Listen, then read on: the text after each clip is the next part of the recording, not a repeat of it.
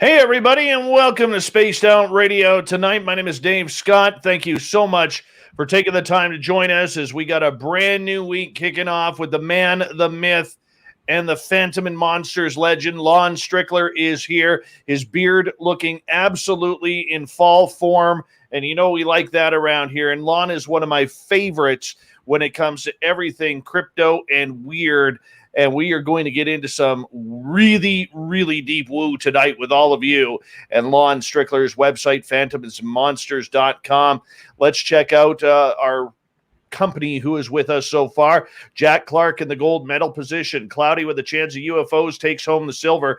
Vincent is home in the bronze. Grandmaster and the gorgeous Cosmic Fleur are here, everyone. Andrew, how you doing, buddy? Race fan, good to see you. Lynn Wallington is here, everyone. Lynn Wallington, she'll be signing autographs after the show. Line up to the right of the studio if you don't mind. We'd greatly appreciate that. The gorgeous Aussie Ange has returned. How are you? How's tomorrow looking? The stunning Emily Bigelow is here, otherwise known as Alaska's greatest athlete. Sultry Susie, the gorgeous Jenny Metz, Paul Holland from Australia. Two countries are better than one. Welcome to the show. And where are we here? There we are. SJ, what's happening? Oh, Lon Strickler's in the chat room as well. Look at that. Ed Clater's here, everyone. He's kicking off the super chat tonight. And because of that, Ed will be signing autographs after the show. Line up to the left of the studio. You got Lynn on the right, Ed on the left. It's a good pack for autographs tonight. James Fadekey, how are you? John Swan, Cecil, good to see you. Bigfoot, Michigan Rob will be signing autographs too. Line up in the middle. And no, he will not sign them as one of the Pawn Stars cast and crew. Gorgeous Larry, good to see you. Mennonite Abe, nice to have you here. Jay Breezy and Super Gary, good to see you guys.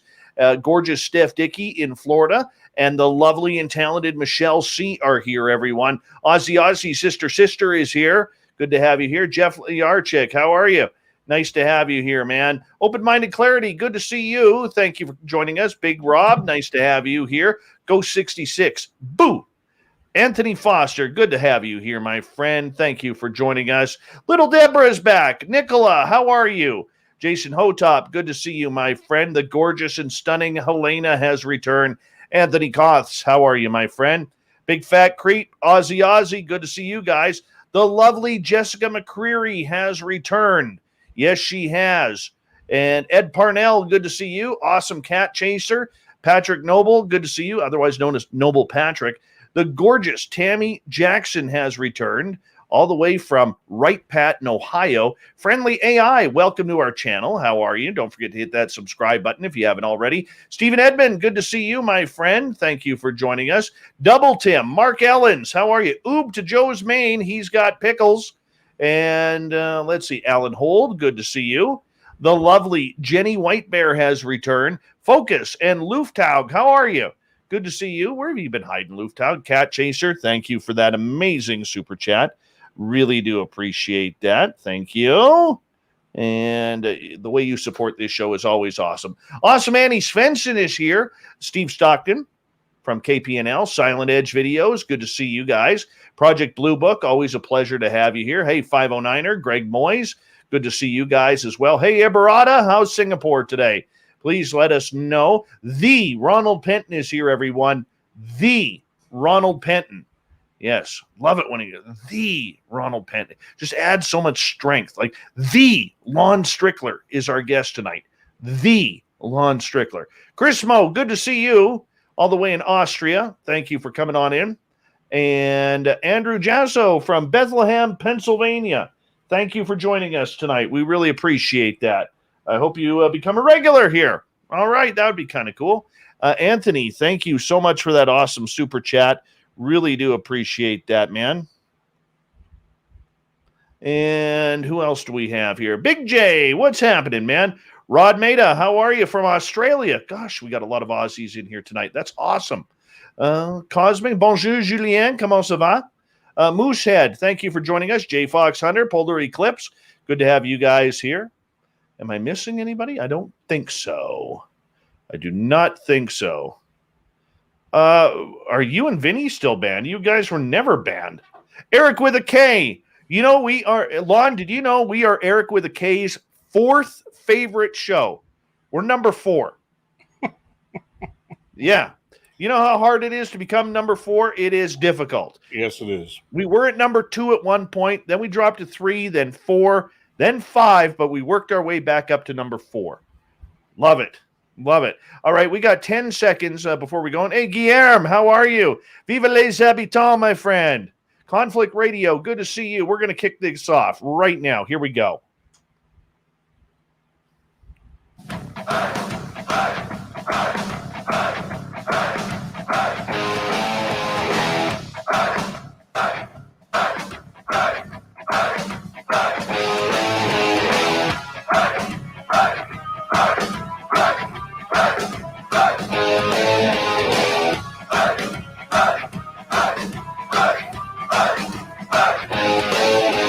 From the mountains of central British Columbia to you listening around the world, this, my friends, is Spaced Out Radio. I am your host, Dave Scott, sitting in the captain's chair of SOR headquarters. We welcome you to tonight's show on our terrestrial affiliates around North America, digitally on TalkStream Live, Revolution Radio, and KPNL. All of our archives are free by going to youtube.com/Spaced Out Radio. Just do me the favor, hit that subscribe button. You can follow us on Twitter at Spaced Out Radio and on Instagram at Spaced Out Radio Show. Our website is spacedoutradio.com, where we have a plethora of features for you, including rocking out to Bumblefoot and reading up on Captain Shirk's SOR Newswire. Tonight's show is brought to you by Chive Charities. Help make the world 10% happier by visiting Chive Charities today. You can find them on our website. I'll tell you, if you've never heard Lon Strickler speak, you are in for a treat tonight. Lon is a Fortean researcher, author, and publisher of the syndicated Phantoms and Monsters blog. He began the blog back in 2005, which has steadily grown in popularity over the last number of years and is read daily by tens of thousands of enthusiasts, investigators, and those seeking the truth. His research and reports have been featured on hundreds of online media sources. Several of his articles have been published on various television segments, including History Channel's Ancient Aliens, Paranormal Witness on SYFY, Fact or Fake, Paranormal Files, and Destination America's Monsters and Mysteries in America. His website, once again, is phantomsandmonsters.com. Lon Strickler, it is always a pleasure to have you on Spaced Out Radio, my friend. How are you? I'm doing well. Thanks for having me on, Dave. It is always a pleasure. Now, for a lot of our listeners who may not be familiar with your work, I always like to start off real easy. Lon, this is a cast of characters of sci-fi that you deal with in regards to these phantoms, these monsters that you were tracking. How did you get started in this? Oh, my. I from the very beginning, I actually had started when I was younger. I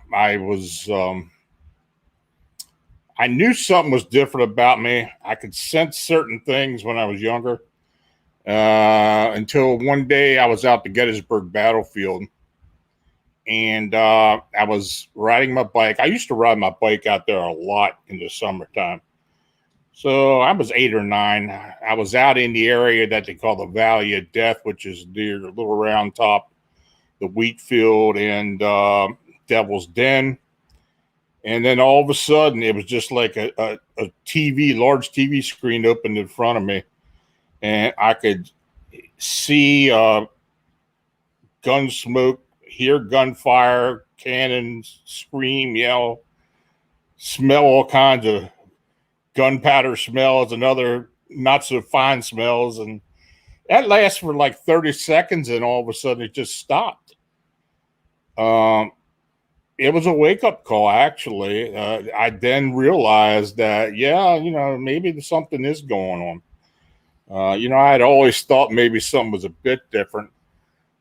But I don't know. I just seemed to progress as time went on. I didn't really, I didn't really do much with it when I was younger. It's not like I lived in a haunted house or anything. I used to go to a lot of places when I was a kid.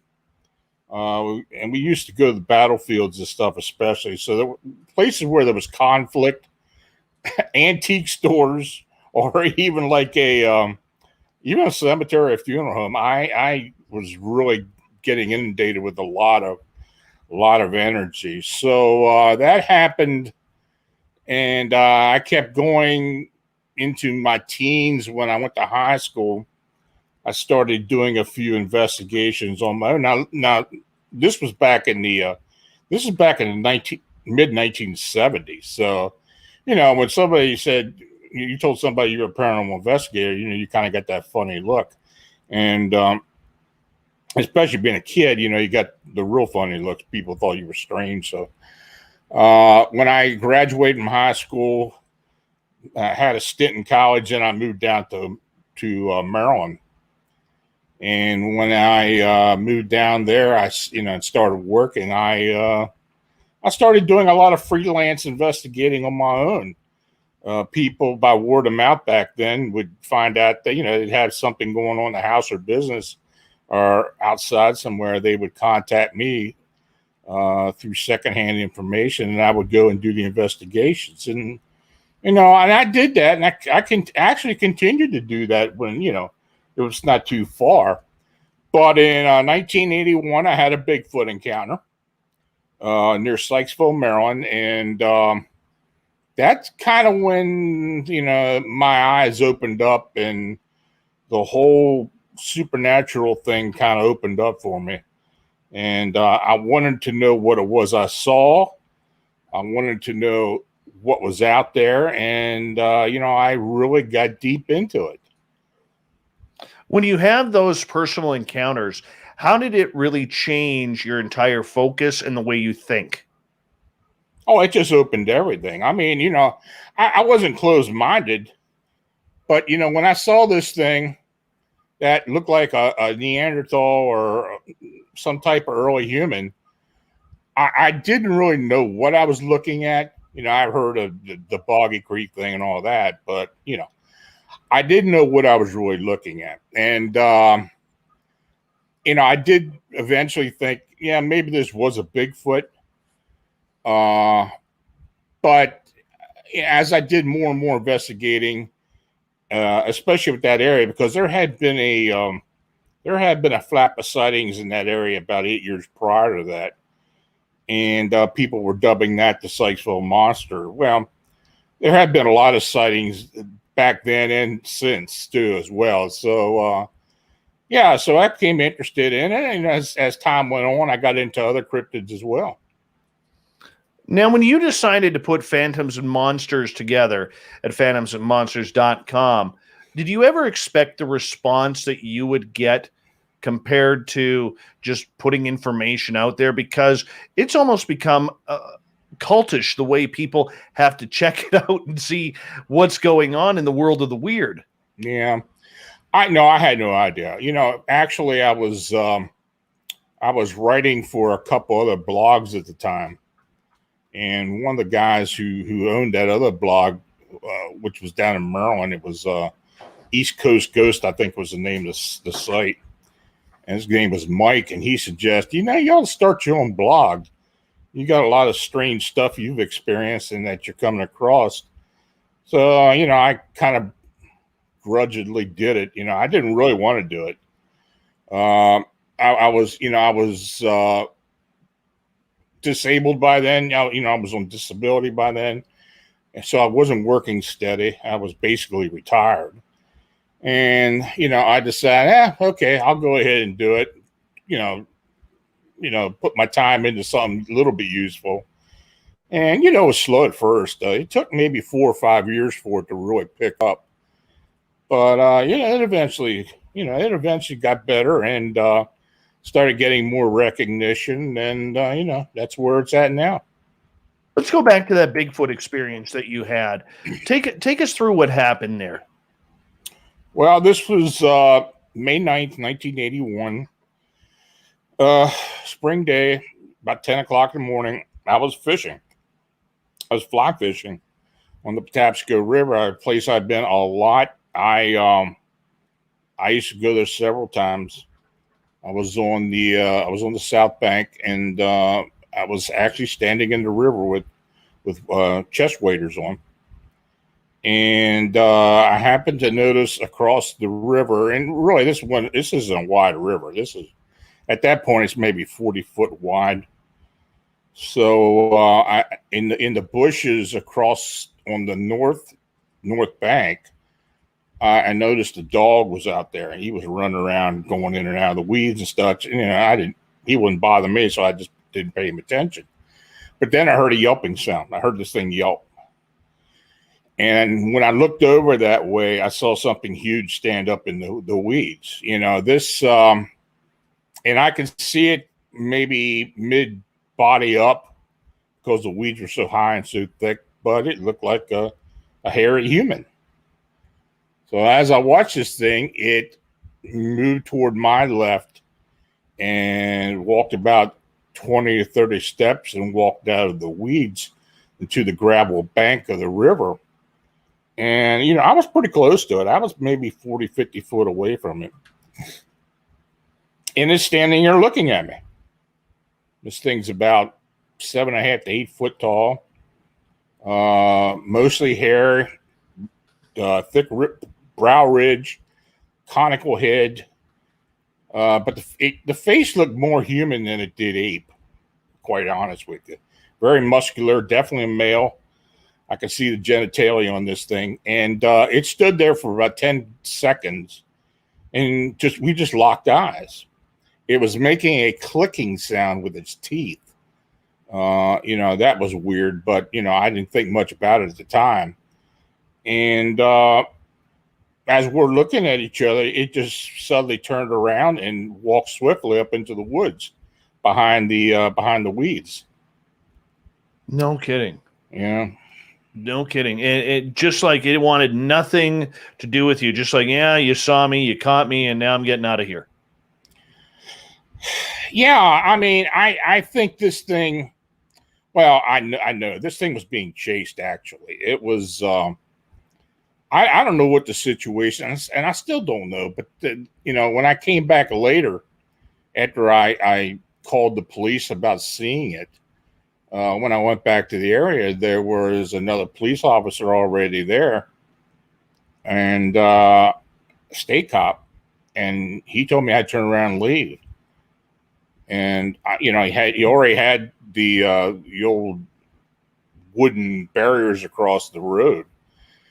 So I told him, well, I made the call, and he said, well, you got to leave anyway. I said, okay. So I lived in Sykesville at the time, so I drove home, and maybe about an hour later, I decided I'm going to drive back down and see if I can get in there and see what's going on. So when I did get there were cars everywhere. I had to park actually about a quarter mile down the road before I could even get up there, and walked up the street, walked up the road, and it's old narrow country road.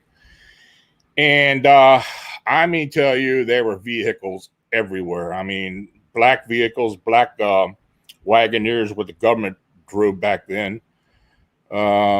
State, county police, local police, people with dogs going in and out of the weeds and such up into the woods. I estimated it was over 100 people there. They had a big white tent set up where I had seen this thing. And, they got there quick. I could hear a helicopter, didn't see a helicopter, but I heard one. So, it's funny. I asked the Howard County cop that was standing there. I said, being dumb, I said, what happened? He said, somebody said they saw a Bigfoot. Well, I didn't tell, when I called it in, I didn't say that. I just said, I think I told him it was just like a big hairy man or something to that effect. So,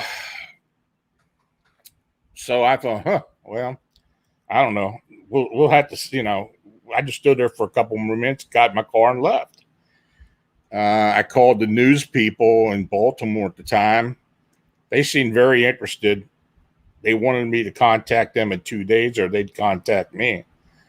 And maybe 4 days later, I contacted one of the news stations, and they didn't want to talk to me. So it was covered up. And one of the local police officers eventually got a hold of me and told me he wrote down everything that he experienced while he was there. He said they knew what they were looking for. So he didn't know the whole story, but I do know maybe 2 hours prior to the time I saw this thing, there was somebody had seen it about 3 miles downriver near Marysville, Maryland. They had called the cops or something, and people were out looking for it.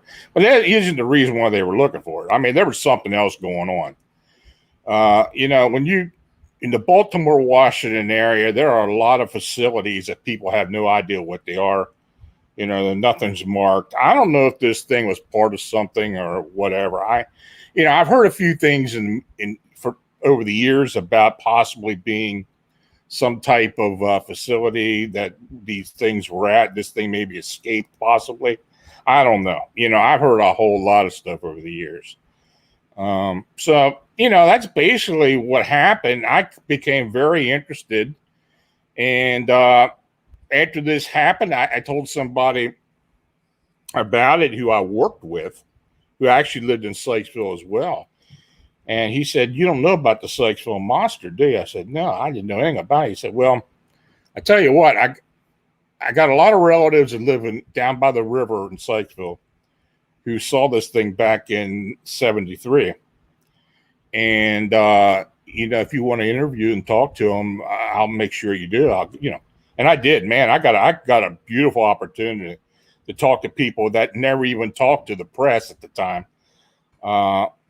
I probably talked to all the original witnesses, plus about 6 or 7 more. So I got a pretty good idea of what had been going on. Now, I don't know why this thing at that time was there. And a lot of people tried to say it was because of the flooding from Tropical Storm Agnes at the time, or Eloise. I don't know which one it was. We had a lot of flooding back then, but that's where it was that's where it stood. So, that really got me interested. I mean, I really got into a lot of the cryptid activity, especially in Central Maryland, and then kind of expanded out. For you, as you started down this cryptid journey, did you expect there to be way many more stories? Were you just focused on Bigfoot because you had that encounter?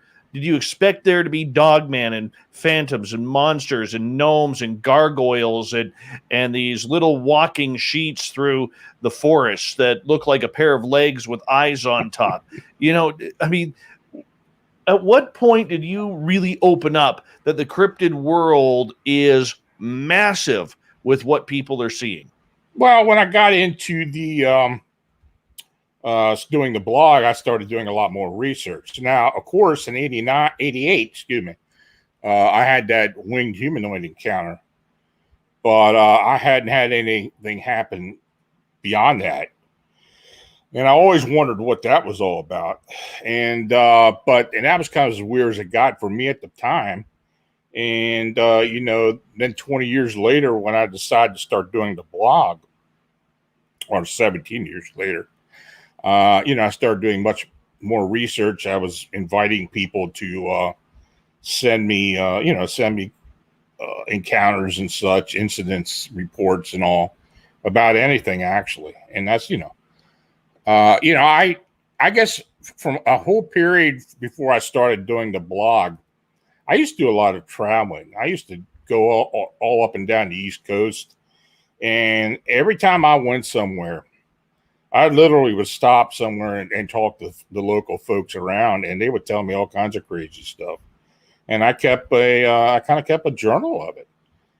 And, when I started the blog, I had a good basis to start off on a lot of encounters.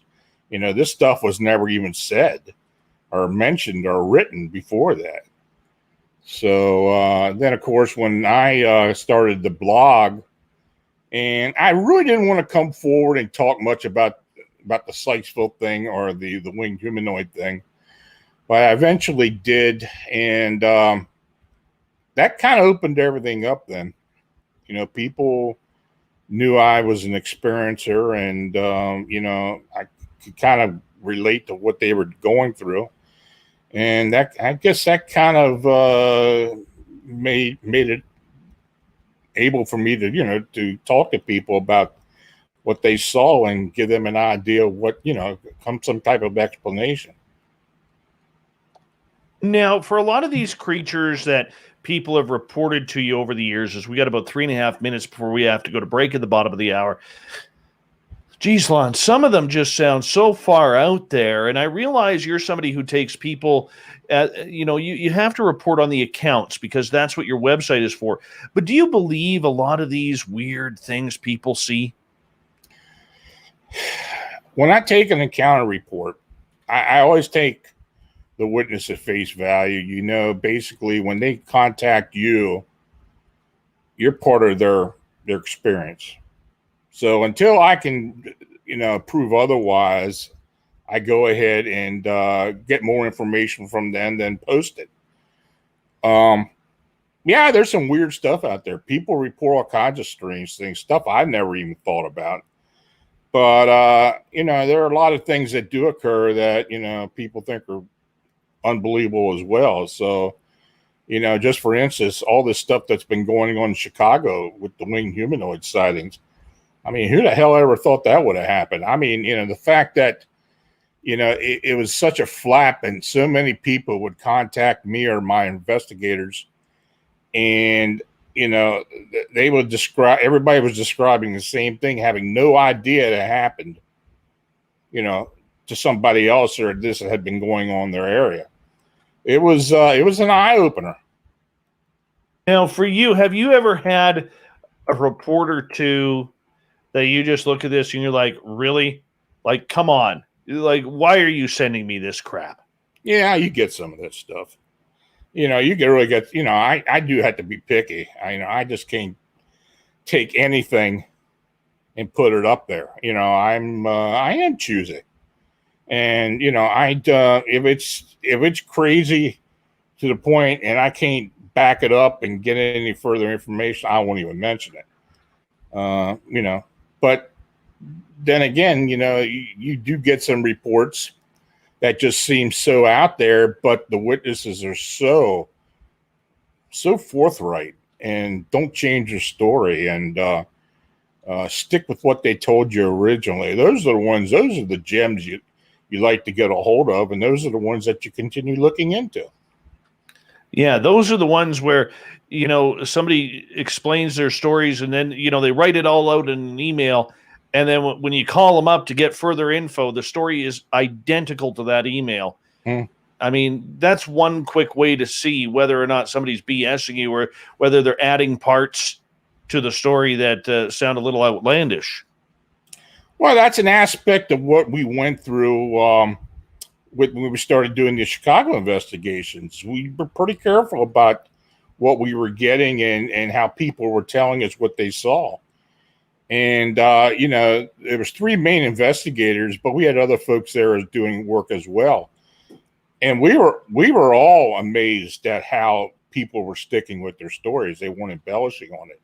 And quite frankly, that's very rare. It is, eh? It is very rare. I even noticed it on this end too. Lon, I'm going to get you to hold on right there because we are going to go to break here at the bottom of the hour, and I really appreciate you taking the time for our audience tonight. You're one of the favorites out there, Lon Strickler. I will say this, and anytime Lon speaks, this man commands the respect for his research because he's been doing it a long time, and that's why he gets all the weird breaking stories when these weird cryptid creatures seem to be flying around, walking around, slithering around, or haunting around. Lon Strickler, phantomsandmonsters.com. You can find all his books on Amazon and his website. Check it on out. We'll be back with more Lon Strickler right after this on Spaced Out Radio.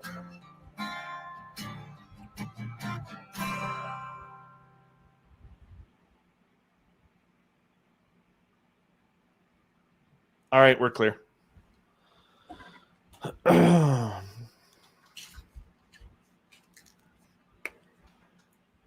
All right.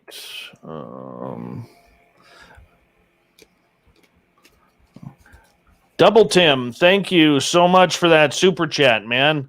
Really do appreciate that.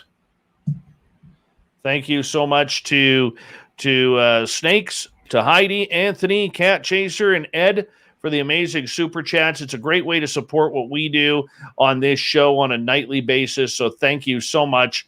Really do appreciate that. And who's come in here? Oh, there's little Marky Spender, everyone. There he is. The man who says when we are in a forest, if a grizzly bear chases us out, he's shooting me in the leg. Little Marky Spender, everyone. That's my friend. That's what friends do. When in doubt, shoot Dave in the leg. UFO Not, how are you? Dry Toast, the best name on YouTube, right there. Dry Toast. Good to have you guys here. 160 people already, 30 minutes in. We're in for a great show tonight. Lon Strickler is our guest. You guys are awesome. Absolutely awesome. Let's see here. We're going to get into a ton of stories from Lon. So just Lon's literally the man. He's like Macho Man Randy Savage. He will climb up on that top rope and he will drop an elbow on every cryptid possible. Every single one. This is the man who will literally walk out of a cage match unscathed with Dogman. Polar Eclipse, how you doing, buddy? Edens, how you doing? Thank you for joining us. Let's see here.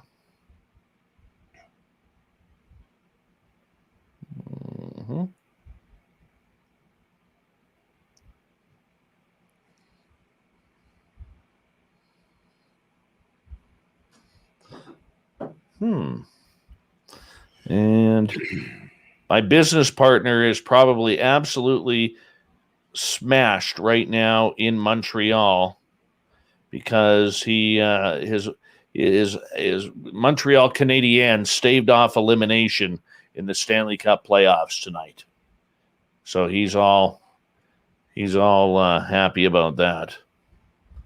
All right.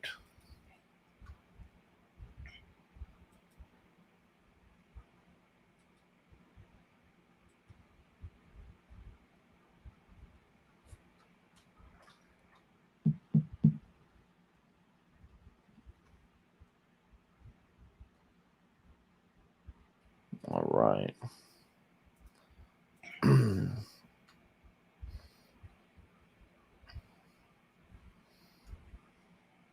You have a good weekend for the 4th of July? Oh, man. I tell you, the day they allowed fireworks back in Pennsylvania, that was not a good day. These people around here are nuts. My cat is smoking cigarettes and taking drinks all day long. Oh man, it was unbelievable. I'm basically just sitting around working on the book now. I just, that's what I'm trying to get done now. So that's what I did. No, I hear you. Up here they allow fireworks. Down near Vancouver they don't. And so when I moved up here, it was like literally I drive to my gas station and I could go buy fireworks right now. And I'm looking at it and I'm like, really? This hasn't happened to me in like 20 years. Right? And, oh, yeah. Yeah, well, here they didn't do it for years. I mean, when I was a kid, it was illegal to have them here in Pennsylvania. We would have to go, actually, we'd have to go to West Virginia or down to Washington, D.C. and get them. And, the police were always on the border just waiting for people to bring that stuff back up. And, so. I remember when I was like 18 years old, my buddy and I drove down to cross the border. We drove into this area, real dark, gloomy area to buy some bottle rockets. And we undid the dashboard of his vehicle and stuffed about, I don't know, like $100 we were only 18. $100 was a lot of money back then, but $100 worth of bottle rockets in the vehicle. And we get to the border and we were so scared shitless. That was the first and last time we ever did that. Oh, I believe that. Oh yeah. Thank you to Sweet Donna C for that amazing super chat. It's a great way to support the show. Hi, gorgeous Kira. Here we go.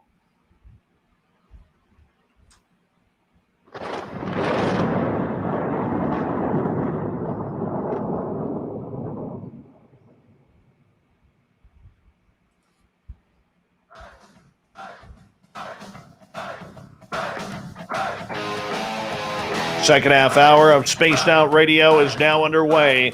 My name is Dave Scott. Thank you so much for joining us. Really do appreciate earning your listening ears.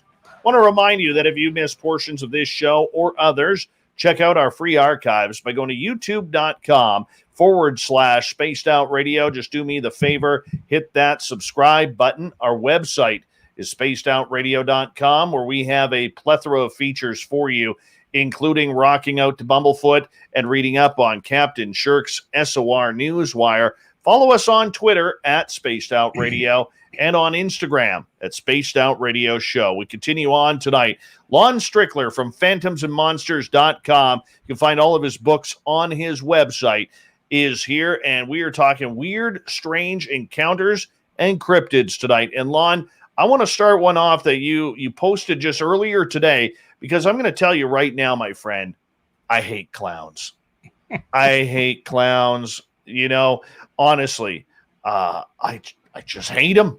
Don't like them. Don't like being around them. Want to literally punch them. When the movie It came out and Pennywise and everybody's running around in clown costumes, I literally refuse to get in my car because I hate clowns that much. And now we have apparently a haunted clown. Yeah, you know, I'm like you. I'm not a fan, and you know, I don't push it watching TV with clowns and such. So, you know, this report was actually forwarded to me by a friend, and he thought it was interesting, so he sent it over. I read it. I got a hold of the witness, and she verified it. Apparently what happened was her family, it was her mother, father, and her, were living in this single bedroom apartment. And, you know, a friend of theirs gave them this toy clown. I guess it was something you could hang on the wall. It had like a ceramic head and cloth legs and arms and such, you know.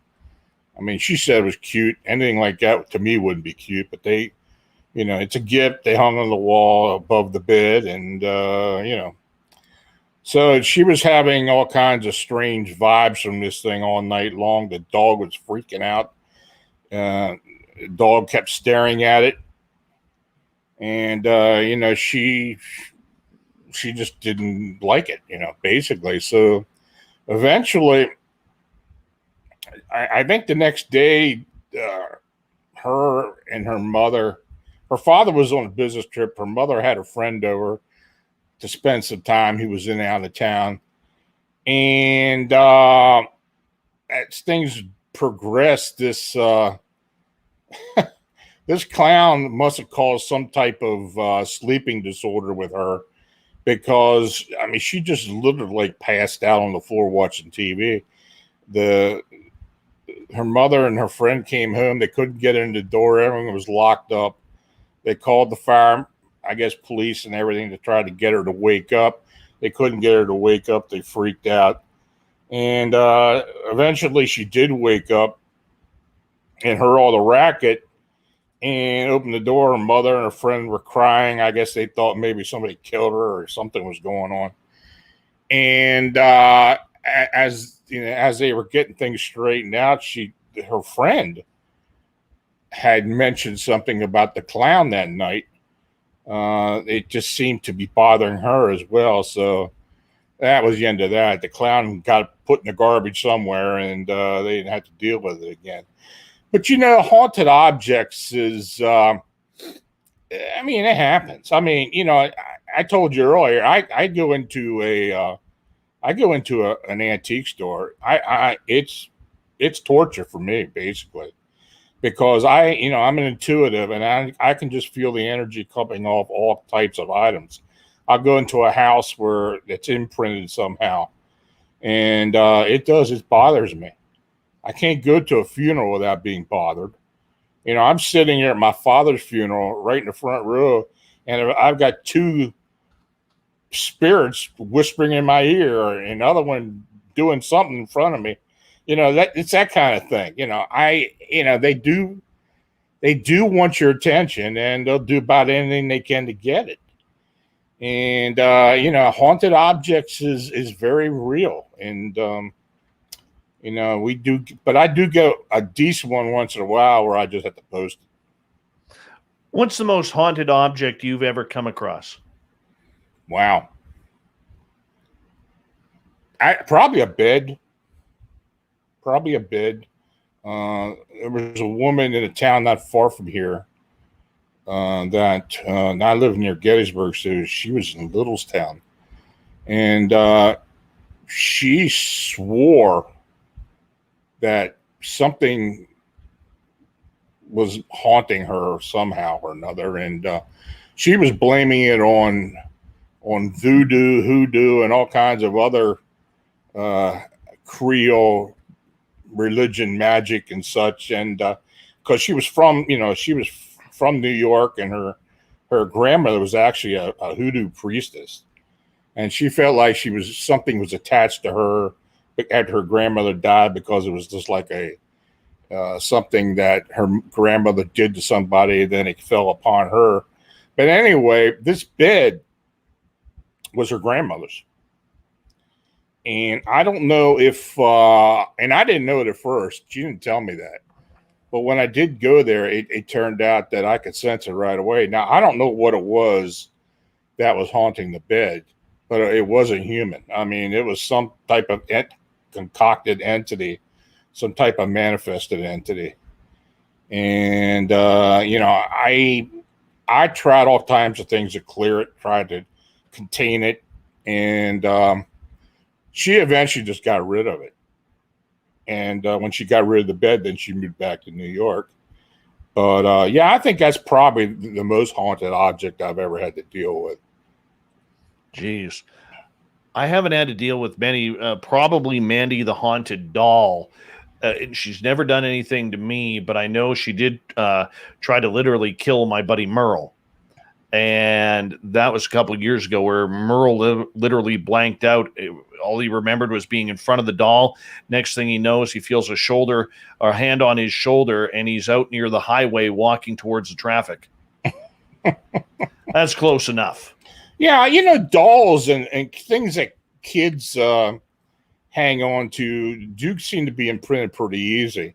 And it's almost like the child who owns the doll or the toy does something to increase the energy somehow. A lot of kids, a lot of girls that play with their dolls, they treat them like they're real. And, if this thing starts moving about, it's just part of their imagination. Of course, they're not telling their parents that, but when the doll starts going crazy, then something's going on. You know what, though? That almost looks like, if you expand your mind a little bit, maybe I'm going a little too woo here, but it almost is reminiscent of the movie Toy Story. Mm-hmm. Because the toys there are literally there to make the kids happy, and they're not ready for the kids to grow up. And when the kids grow up, you forget about your toys. Yeah. And you move on. They end up in the junkyard or at a garage sale, or in somebody else's hands that maybe doesn't treat them as well. And you look at it and you're like, maybe those toys come to life because of all the energy and love that kid put into them. And now that the kid is gone, the toy is pissed off. Yeah. It wants attention mostly. Yeah. It wants the attention it missed from when the kid was playing with it. I've talked to several people in the past who had toys when they were younger, and they kept them, but they just ignored them. They had them on a shelf or in a box or somewhere when they got older, and these things would act up. And especially if this person had children, and they would know that the child was there and were trying to seek the attention of the child. And I had one instance. God, I just remembered this. I had one instance where this woman had an older doll that was actually, I think it was her mother's when she was younger, but she kept on to it. She hung on to it, and she had it in in some type of closet, but it was a glass closet so you could see it. And she collected dolls. And this thing kept ending up in her daughter's bedroom. She went in there one morning and saw this thing had its arms wrapped her daughter's neck, scared the crap out of her, just like she thought this thing was trying to kill her daughter. That was the end of the doll. All right, let's move on to another one here, my friend, because you got so many of these creepy stories that I just kind of freak me out a little bit. All right, this crawler humanoid that's been popping up recently. Recently, you had a story about it in being seen in eastern Kentucky. Mm-hmm. Yeah, these crawler humanoids, which is going to be the subject of my next book, actually. I wish we had more information on them, what they really are. Overall, they look like they range in sizes. They go from anywhere to 4 to 8, 9 foot tall. They're usually hairless. They got kind of pale skin, emaciated, bulbous heads. Sometimes black eyes, sometimes illuminated eyes. Usually long, skinny arms and legs with long fingers. Many times they have small noses or mouths or nothing at all. And they just seem to pop up. And I don't know, it's hard to tell what they're there for. People call them all types of different things. They call them rakes. They call them flesh gates, crawlers, pale humanoids, It runs the gamut, actually. I think a lot of this started. Let's do this first. I started hearing about these things about, I don't know, 7 or 8 years ago. There was some incidents going on out in the California side of the Sierra Nevada mountains, and people were seeing these crawler humanoids, these white humanoids, and for whatever reason, one of the early witnesses called this thing Penelope. And that's what they referred it to. And I talked to a couple of the rangers at this area, and they verified it. They said, yeah, these people keep telling us that they call it Penelope. They tell us what it looks like. They got all kinds of descriptions. But basically, it's that emaciated, crawling humanoid. Sometimes it's upright. Sometimes it has a witch's face, all kinds of different descriptions. But it's usually in that area, a specific area in the Sierra Nevadas. And I've talked to 2 rangers about it, and they've had reports. They've had people report them. And they not many of them went into specifics, but they had no idea what the hell it is. I mean, I think one of the early witnesses thought it was a ghost. But as they thought about it, they really started to believe this thing was flesh and blood. So as time has gone on, these reports are starting to get out there more and more. I think most of the reports that I've been getting have been in North America for the most part, U.S. and Canada, but mostly. There have been some down in Mexico. There have been a few over in Europe, in Russia. But, there have been some photographs taken of them, some video of them. Just weird. I mean, I don't know where they're coming from. I'm quite sure they're not indigenous, but I'm not saying they aren't. When we started getting into the winged humanoid phenomenon in and around Chicago, up and down Lake Michigan, we didn't know what that was. But as time went on, we started getting the feeling that this thing might have been some type of interdimensional being, because people started seeing them either suddenly show up or suddenly disappear. But then as time went on and more of these sightings started to occur around O'Hare International, there were UFO sightings as well as other gray humanoid type sightings along with them. So I'm not going to say that these crawler humanoids are not some type of interdimensional being or possibly some type of alien being. there's just no way right now to really tell what they are. And quite frankly, that's why I'm doing so much research on it, because I'm looking for those accounts that kind of lean toward a specific reason why they're here. But to this date, I just haven't found one. Now, these crawling humanoids, are they just being seen in Kentucky, or other states reporting these as well? Oh, they're everywhere. I mean, every state. You know, you had Butch on the other night. I don't know if Butch told you about it, but he's looking into a report near him. Really? Oh yeah, he's got camera traps and everything out there. There's a state park near him. We've been getting a few of them in Pennsylvania. I talked to Stan Gordon about it. He's told me he's had a couple of reports. But no, these things are nationwide. Really?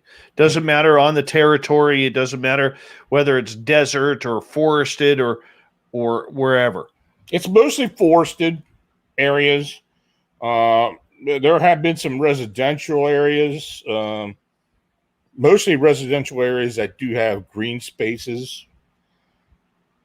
But people have seen them in their yards, and people have seen them in a lot of different places you wouldn't think they'd be at. Now, are these aggressive creatures? For the most part, they aren't.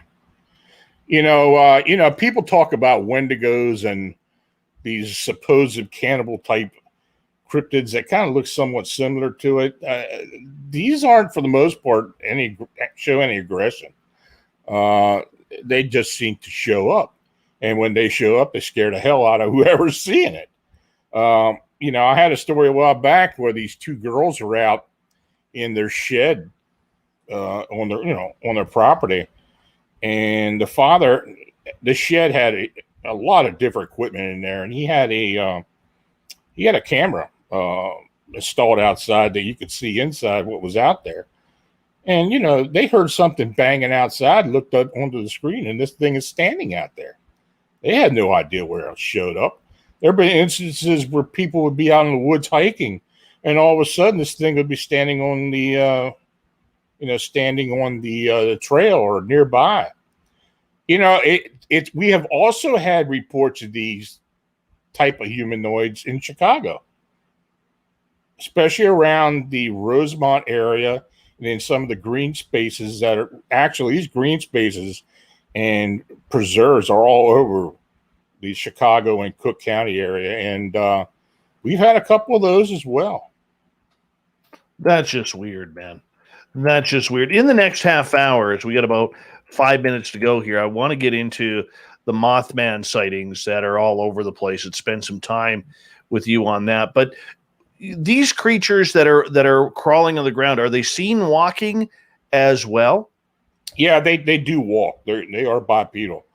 But for the most part, a lot of them tend to like to get down on all fours and to creep about, move about. But they have been seen on on biped, on two legs, moving about as well. I guess the name crawler was because of the way they kind of creep around the ground. People do notice them doing that. And the one thing about them is their skin seems to have some type of luminescence to it. It's weird. I mean, you saw that report in Kentucky where they put their flashlight on this thing and it kind of glowed. And that's weird. What's the difference between this creature and a few years ago, which was seen in one of the national parks? It looked like a big pair of MC Hammer pants walking around. Oh, you're talking about the Fresno night crawlers? Yeah. I don't know. I'm going to do an investigation, go back and do an investigation as well on that for the book. We really don't know what that is, but they have showed up a couple of times. It's the damnedest thing. I mean, if there wasn't any photographic evidence of it, I would have real doubts about it. But those night crawlers and these other humanoids, there is some photographic evidence out there, and we don't know what it is, but at least we're getting something. And the people you talk to that have these experiences, it really imprints them. I mean, it just literally scares the hell out of them. I just can't imagine what it would be like encountering them or seeing a big pair of MC Hammer pants walking towards me. Like, do you all of a sudden play can't touch this, and then they start jiggling to the left and then jiggling to the right? I don't know. Like, I'm just curious. Yeah, the original thought was these are some type of alien beings. It would usually show up in groups and just seem to be randomly walking forward, and I don't know. It's a conundrum actually. I don't think people really have any explanation as to what it was. But it was about that time when we started getting a lot of these reports. They were starting to come out, and since then it has really, really grown. And yeah, it covers a lot of places. I bet, man. I bet. How often are these sightings happening? Oh, daily.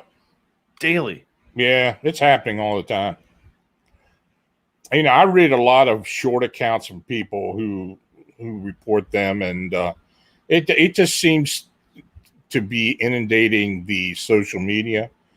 Once in a while, somebody will contact me with a longer report and be more specific. But there are people all over the place that are really that are actually seeing these things. So yeah, that's why I got Butch looking down there at that state park, because it's it's a weird area anyway, because he has told me that he's had a lot of reports there of a lot of weird stuff over the years.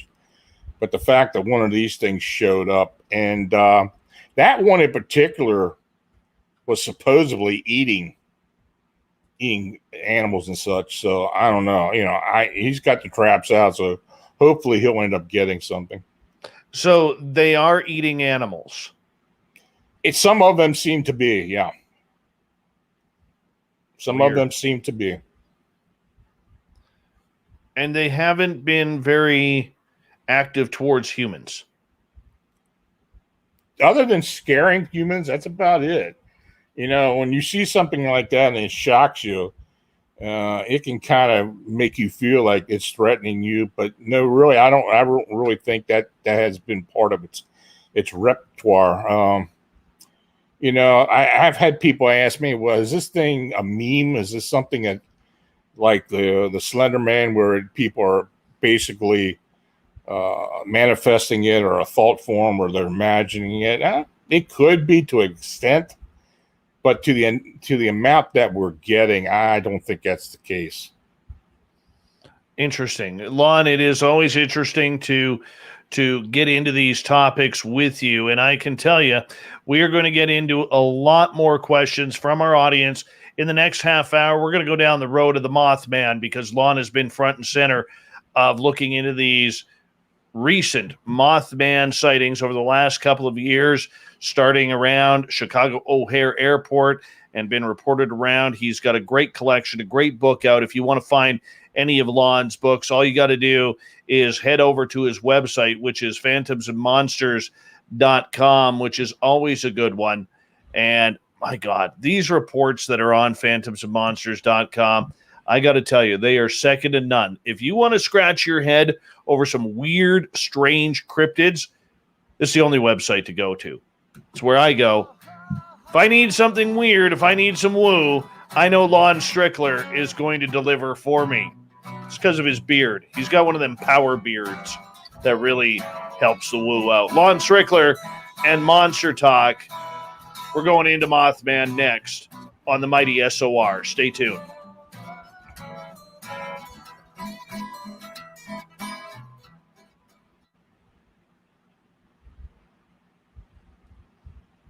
All right, we're clear. Lon, I'm just going to run my dogs outside. I'll be right back, okay? Okay. I've got you muted here.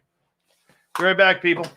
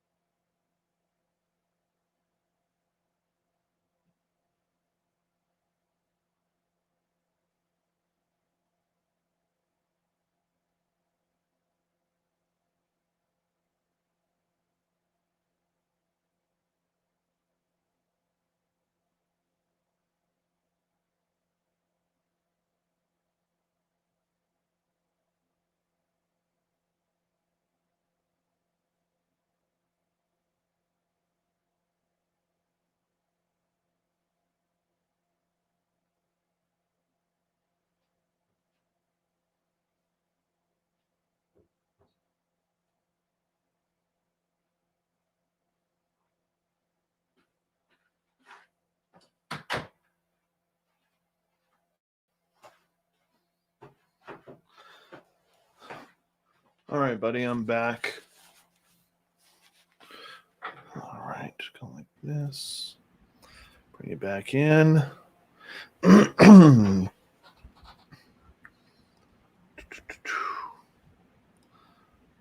you heard from Linda Godfrey lately on how she's doing? I got a few people asking. No. She's been really quiet now for almost a year. I know. I don't really know exactly what's going on. I've heard a few things, but I don't really want to say. I've heard people say she's got cancer, and I've heard that. Yeah, so I really don't know, but I know she's not been active at all. Yeah, I haven't wanted to place that phone call either. Yeah. Yep, I'm the same way. We've lost so many people in recent years. It kind of freaks me out every time, I do it. So, I hear you there, brother. I hear you there. Hello, Jennifer Lane. Welcome to the chat room. Soulite, good to have you back. Let's see here. Yes, right there, the moth and the guitar. Actually, this one has a really nice headstock, too, on it. Just a Washburn. Show you the headstock there, if we can get it clear without the shining. It's got a skull on it. Yeah. It's pretty badass.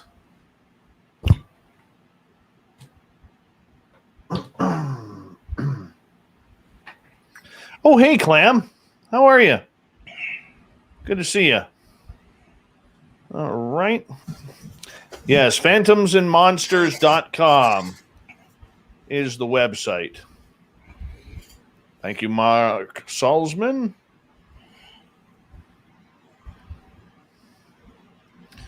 I will get to your question there, Gorgeous Gloria, in a few minutes.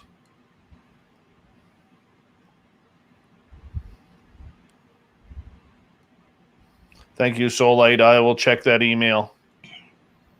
I am trying to lose weight. Thank you for noticing. It's also because my beard is about 6 pounds lighter. All right. Big thank you to Michael, to Donna, to Jim, Tim, Snakes, Heidi, Anthony, Cat Chaser, and Ed Clater for the amazing super chats. It's a great way to support what we do on this show on a nightly basis. Thank you to our new subscribers. Here we go with hour 2. You're listening to Spaced Out Radio with Dave Scott. Follow Dave on Twitter at Spaced Out Radio and on Facebook, Spaced Out Radio Show. Here we go with hour number 2 of Spaced Out Radio kicking off tonight. My name is Dave Scott. Thank you so much for taking the time to join us. We really do appreciate earning your listening ears wherever you are on this beautiful planet we call Earth. Want to remind you that you can listen to this show for free by going to youtube.com/Spaced Out Radio. Just do old Davey the favor, hit that subscribe button. We welcome back everyone listening in on our terrestrial affiliates around North America and digitally on TalkStream Live, Revolution Radio, and KPNL. The Desert Clam has set the password for tonight in the SOR Space Travelers Club. Flummadiddle. Flummadiddle is your password. Use it wisely, Space Travelers, as the Clam sets the password each and every night right here on Spaced Out Radio. Website is spacedoutradio.com. We have a plethora of features for you, including rocking out to Bumblefoot and reading up on Captain Shirk's SOR Newswire. Follow us on Twitter at Spaced Out Radio and on Instagram at Spaced Out Radio Show. We continue on tonight from phantomsandmonsters.com. We have Lon Strickler here. You can find all of his books on his website, as well as some really weird, strange reports. But right now, we're going to get into Mothman. This is a creature that we thought was all part of Point Pleasant, West Virginia back in the 1960s. But no, over the last decade, Mothman has made a return, this time to the state of Illinois and surrounding areas. Lon, welcome back. Hey, Dave. Thanks for having me. All right. Mothman Part 2. Are we dealing with the same creature as we were 50 years ago? In a way, I guess. I've always thought that the Mothman at Point Pleasant was an interdimensional being. It was a summoned being. I believe it was summoned because of all the very strong indigenous energy around the town, in particular the West Virginia Ordnance Works area, where people call the TNT area or whatever that is. I've heard a lot of EVP activity in that area over the years. I've been there. I've really sensed a lot of weird things. I think that this creature, the Mothman, what people called it, the Mothman, was a summoned being used as a guardian, a sentinel to help protect the energy, the spirit around there. Now, as far as what's going on in Chicago, I also believe that it's an interdimensional being, but there are some bits of evidence that may suggest that it may be extraterrestrial or non-terrestrial, or however you want to describe it as well. I don't think it's summoned like the being in Point Pleasant. I think it is here or there in and around Lake Michigan because of a opening of a rift somehow. Now, how that rift has opened, why it has opened, well, there are a lot of different theories. The one popular theory that we have looked at is the accelerator at the Fermi Labs out in Cook County being regenerated in recent years. There has been some news coming from there in the past year or so. The facility was supposedly closed about 8 years ago because of an accident. Nobody knows what the accident was. If there was an accident, did this thing open something up? I don't know. Other than that, I don't know how we can really explain at this point what these things are and why they're coming or showing up. But it's been pretty widespread. We're looking at sightings within a 250-mile radius of Chicago City.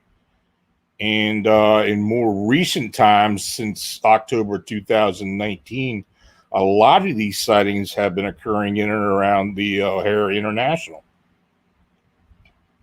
What do you think is causing this latest set of sightings? Because wasn't it almost like 50 years between, or 40 years between sightings of this creature? Oh, no. I have been getting sightings of similar winged creatures, Mothman-like creatures for years. Really, I have been getting them off and on for many, many years. The Mason County area, the area around Point Pleasant, has been active. And in fact, the Ohio River Valley area from anywhere from Cincinnati north up into Pittsburgh has had a lot of different sightings. I've documented a few of them. A lot of the others have been reported, though never really documented. So, the Mothman flying humanoid phenomena is nothing new. This has been going on for a long time, and actually worldwide. All right. This leads to a question from Gloria in our chat room. Do you believe, Lon, that Mothman is an evil being or good in some weird way? Oh, I don't think it's evil. I don't know if it's prompted somehow or cornered. It couldn't lash out. There have been a few examples of it actually maybe being a bit aggressive. The one in Point Pleasant was aggressive. That one would chase cars and chase people and all kinds of other things. What we're doing with in the Chicago area has been somewhat less aggressive.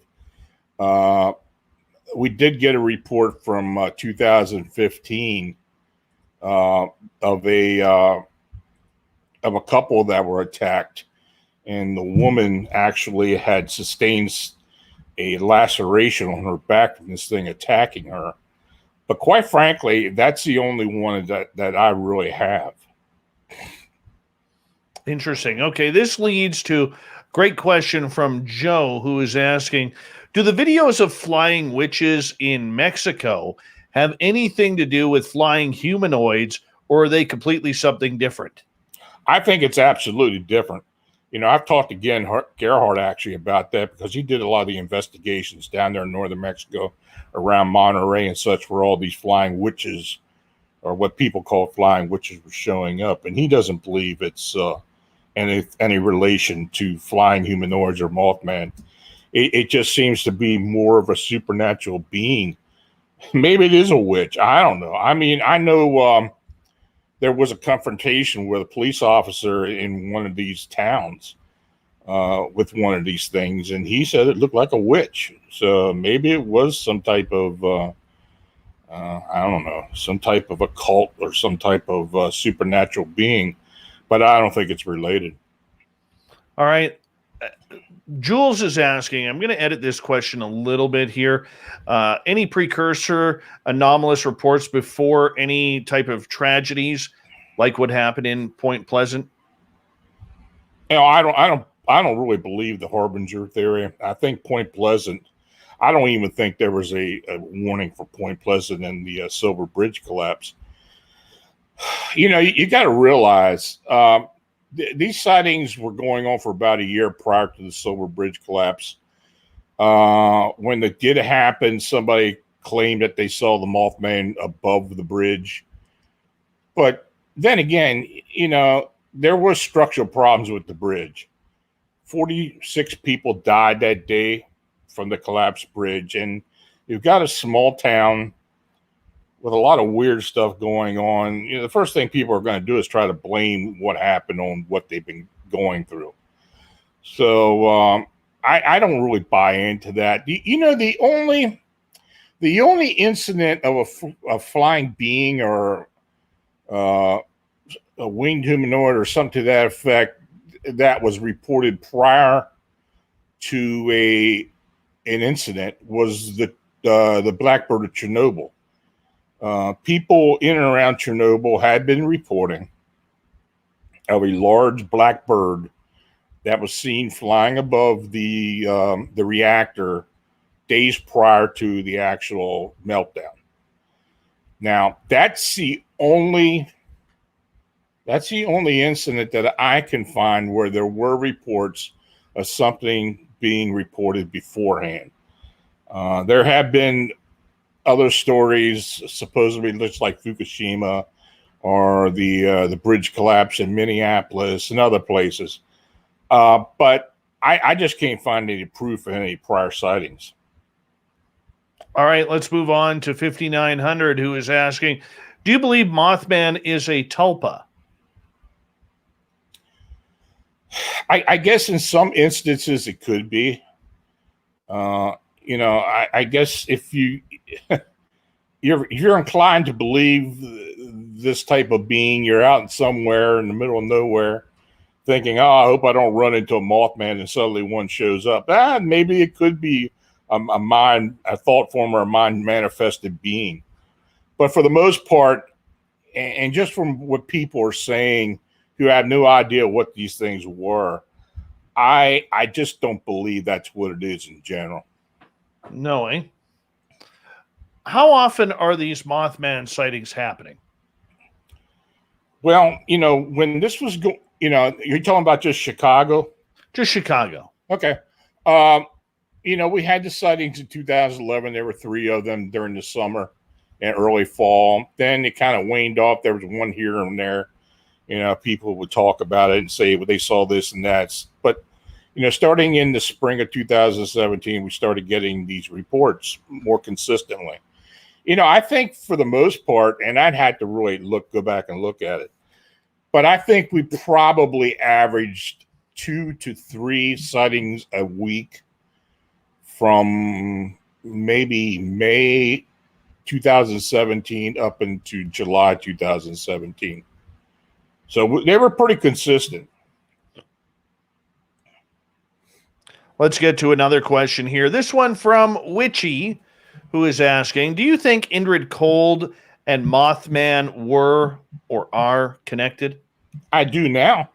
Yeah, I do now. Oh, really? Why? Yeah, I didn't at one point, but after we got a recent report of a Mothman sighting and somebody claiming in a phone call to be Indrid Cold, and then discussing this with Dr. Raymond Keller, who has been, he's a ufologist and a UFO and alien historian. The guy is amazing.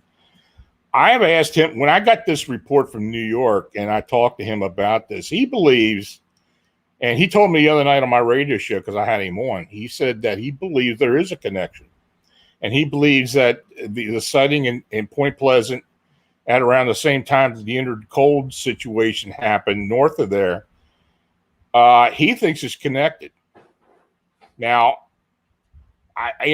from talking to him and the fact that we had this recent witness who came forward, and I had an investigator, a friend of mine from New York, from New York City, go up there and spend time with this woman who had these encounters. I believe something's going on there. Now, Raymond also believes that Indrid Cold is still around. Of course, Indrid Cold was supposed to be from another planet and another system, and just showed up and talked to Woodrow Derenberger, and he saw him twice, and the whole story about the encounter. But every once in a while, we'll get an indication that something's going on that's possibly related to Indrid Cold. Now, the fact this woman had had this encounter, she, was near her home. She, 20 minutes after that, she was on the phone with my friend talking to him about it, and she got a call waiting, and it came up on the call waiting on the ID as Indrid Cold. And Really? She answered the phone, and she didn't know anything about Indrid Cold. She asked, and he said, "Do not be telling anybody about what you saw." Now, how would he know she saw this thing? She hung up, got scared, told my friend about what she just saw on the phone, what this person just said. He was freaked out. He didn't know what the hell to think about it. He wasn't going to go up there until she told him about that. Then this person's Indrid Cold called her again. Now, she didn't answer the phone the second time, but it came up on ID. We tried to trace the call. We couldn't get anything. So, I was on the horn with a couple people about that. And, but when I talked to Raymond about it, he was positive that there is a connection between Mothman and Indrid Cold. No kidding. Lon Strickler is our guest tonight on Spaced Out Radio. Moosehead is asking, are these winged humanoids like the ones in the Beastmaster movie? I don't think so. Those things were, I don't know of anything putting their wings around people and dissolving people's bodies. I guess, I think Hollywood kind of comes up with a lot of the stuff that they do come up with out of possibly legends and stories that may be true or people say are true. But as far as the Beastmaster, and I forget what they called those things, I don't think there's a connection at all. All right, a little bit off topic here. Magnus is asking, what's up with the Dogman sightings map that was hacked? I haven't. I don't know. I don't think I've reconstituted it, but I may do that. I had the Chicago Mothman map, and I had the Dogman map up on Google Maps, and they got hacked. I don't know what happened to them. Google has no idea what happened to them. So I redid the Chicago map, but let's see here. I don't think I have the Dogman map up there yet. Yeah, I've been working on it. So yeah, I may go ahead and do that again. Sounds good. Back to Mothman. For people who may not understand the type of creature we are looking at here, what does it look like? Define it. How tall? What's the wingspan? Well, the creatures that have been reported to us overall have had a height from anywhere from 5 to 6, maybe 7 foot, dark in color, very dark in color. Some of them even actually looked like they were shiny or like there was liquid on them. Emaciated bodies, like an emaciated human. They had legs, they had arms. The arms were sometimes attached to the wings, sometimes they weren't. The wings themselves had a span of anywhere from 10 to 15 foot, and they were membrane wings like that of a moth, not a moth, like a bat or a gargoyle. The head, not like what people would think with the insectoid Mothman. The head, for the most part, was a thin head with many had the bright red eyes, and that's much different than what people had seen in Point Pleasant. Do you believe that this creature that we were seeing and that we relate to as the Mothman is targeting certain people, or is it people who have never had sightings before that are having these encounters? That's a question we've asked ourselves many times. I think it has a way of distinguishing people who can see it. I have thought maybe it has some type of cloaking of some type that were certain people who cannot see it. Though we haven't had an instance of where several people have, there have been a group and some saw and some didn't. So I don't know if that theory is valid or not. It just seems to show up at certain locations where people are. Very fleeting, fast sightings, just seems to come out of nowhere and then leaves just as quickly. That's one of the reasons why we don't get photographs. The thing's so fast, and many times by the time somebody realizes what they're looking at, when they get over the shock, they're not grabbing for their phones, and there's no shot of it. We've got a couple pictures that maybe of these beings, maybe something, but as of now, we just really can't determine that's what it is. So, but you don't believe there is violence attached to this creature. No, I don't. I mean, I don't think I have not found any proof whatsoever that any of these winged humanoids that we've been reporting on, in the United States or in Canada, because we've had a lot of Canada as well, are have anything to do with violence. That's interesting, because I think we all kind of look at the Mothman as being a creature of violence. Yeah. That's the reputation it has. I just don't see that. I know other investigators have mentioned that or have come up with theories as to why they believe it's got some type of ulterior motive or something, but I just don't see that. I just think that they kind of move in and out for nondescript reasons. There haven't been any hasn't been any evidence of feeding on animals or pets. We haven't seen any of that. Do you think they're interdimensional? Yeah, I do. Yeah, I think they are. I think or they're able to move within other dimensions or even realities, though that's kind of far-fetched. I think it's mostly the ability to move through dimensions.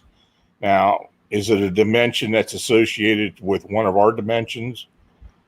I don't know. I mean, is it a wormhole that's coming from another planet, galaxy, or so forth? We don't know. Final question on this is, we got about a minute left. Have you noticed any patterns with these sightings or with the people who have had the sightings? No, that's just it. There is no real connection between any of the witnesses. It really runs the gamut. I mean, regular folks, professionals, We've had police officers out at O'Hare. We've had security guards, TSA agent guards. We've had flight controllers, even pilots. It is no descript type of person who's seeing these things. Is this thing being picked up on radar? Not that I know of. If it has been, we're not being told. We have filed some Freedom of Information Act requests on some of the sightings at the airport, but that's kind of a waste of time. They're just not getting back to us with anything positive. Lon, I'm going to get you to hold on right there as it's time for a break once again here on Spaced Out Radio. Time always flies when we have Lon Strickler on the show. PhantomsandMonsters.com. When we come back, let's learn about wild humans, and maybe we'll get into some more weird, strange cryptids when we get back as well. I'm pretty much guaranteed we will.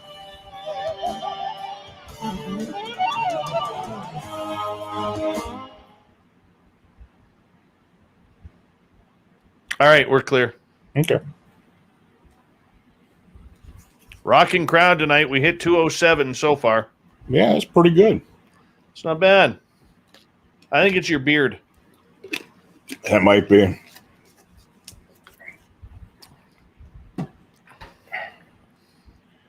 Oh, we had one question earlier from Bombshell Bomber, I believe, who was asking about that real comfy recliner you're sitting on. Where did you get it?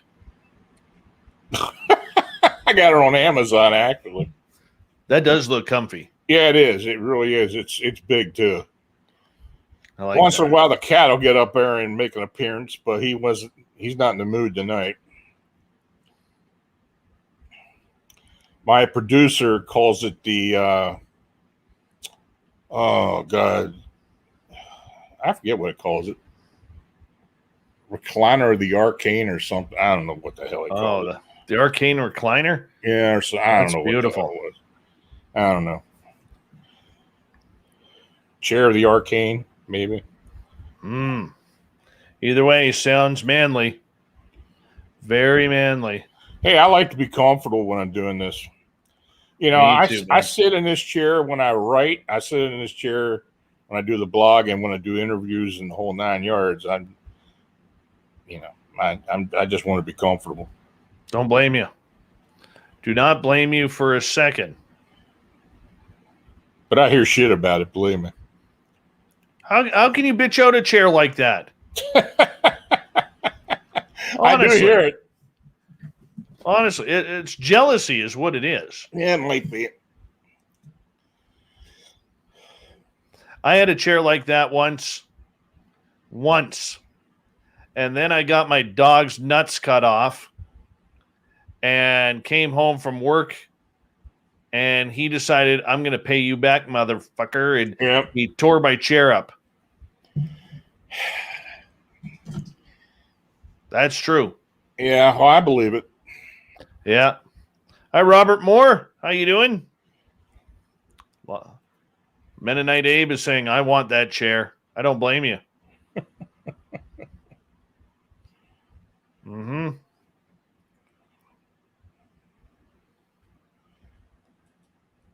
Once you've sat in that chair, you'll realize you've been standing your whole life. That's right. Yep.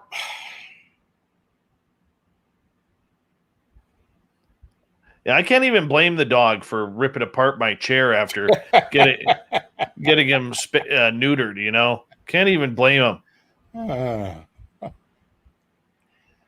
That dog hated me for the longest time. Did he? The longest time.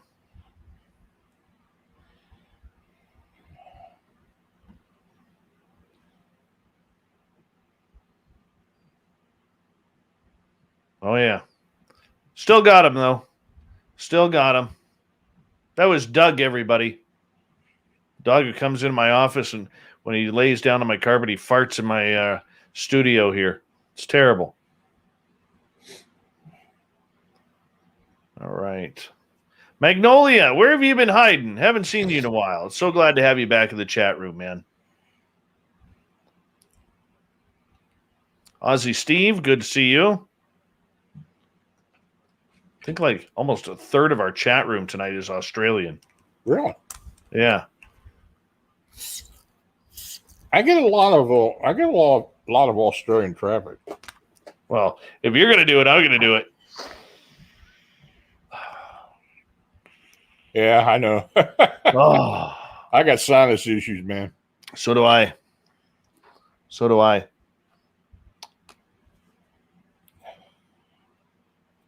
Mine were induced by hockey. I know a lot of hockey players who have had nasal issues. I went for nose surgery in 1997. I have never felt so much pain in my life. Hey, Ozzy. I've never felt so much pain in my life than nose surgery. I've blown out my back, my legs, my knees. I've torn apart my ankles, dislocated my fingers. I've had, a number of concussions. And I'll tell you, nothing hurt more than that nose surgery. Well, you had a puck hit you or you had a stick hit you? No, it was a good fight. I lost. It was a best fight I was ever in. I ended up losing it, but geez, God, if I could do that fight again, I would. It was fantastic. All right. Thank you to Magnus, to Lynn, to Michael, to Donna, Tim, Snakes, Heidi, Anthony, Kat, and Ed Clater for the super chats. Really enjoy the support. Thank you to all our regulars who are here tonight. We love you. 209 of you so far. Let's do this.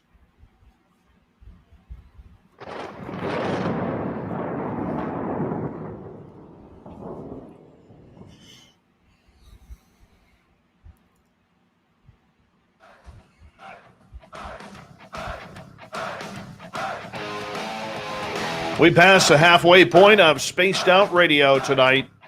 My name is Dave Scott. Thank you so much for taking the time to join us.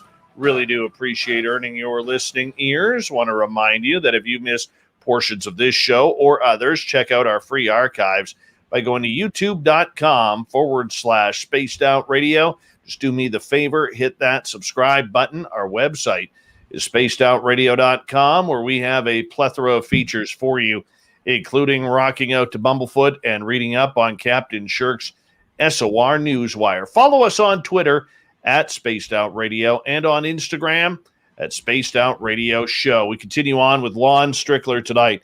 Phantomsandmonsters.com is his website. You can find all of his books there, and this man is a literal encyclopedia when it comes to strange and weird sightings of creatures that are unexplainable. Lon, welcome back. Thanks for having me, Dave. What's the difference between a Sasquatch and a feral wild man? Well, somebody must have read that recent report I had in Tennessee. I guess some people can make the argument they're one and the same. Though, it's funny. I had posted below there after I posted that report. I have family that was raised in Mitchell County, North Carolina, which wasn't really far, just over the mountain from that Tennessee report, where these people have been seeing these feral men coming into their property, looking through the windows and such. And I had people say, well, they were maybe Sasquatch or something related to Sasquatch. I've been hearing stories about these feral mountain men ever since I was a kid. And, if you'd ask someone in my family, especially my Uncle George, who got a still up there in one of the mountains, he would disagree with you because he had Bigfoot tear up his still one time, and he saw it. So it wasn't a wild man who did that. So, yeah, I don't think they're the same. No, so what are these feral wild men? I don't know. Maybe it's I don't know. Maybe it's people have just been isolated in the mountains for so long that they just really have no human traits, or they have lack of human traits, and they just seem to roam around.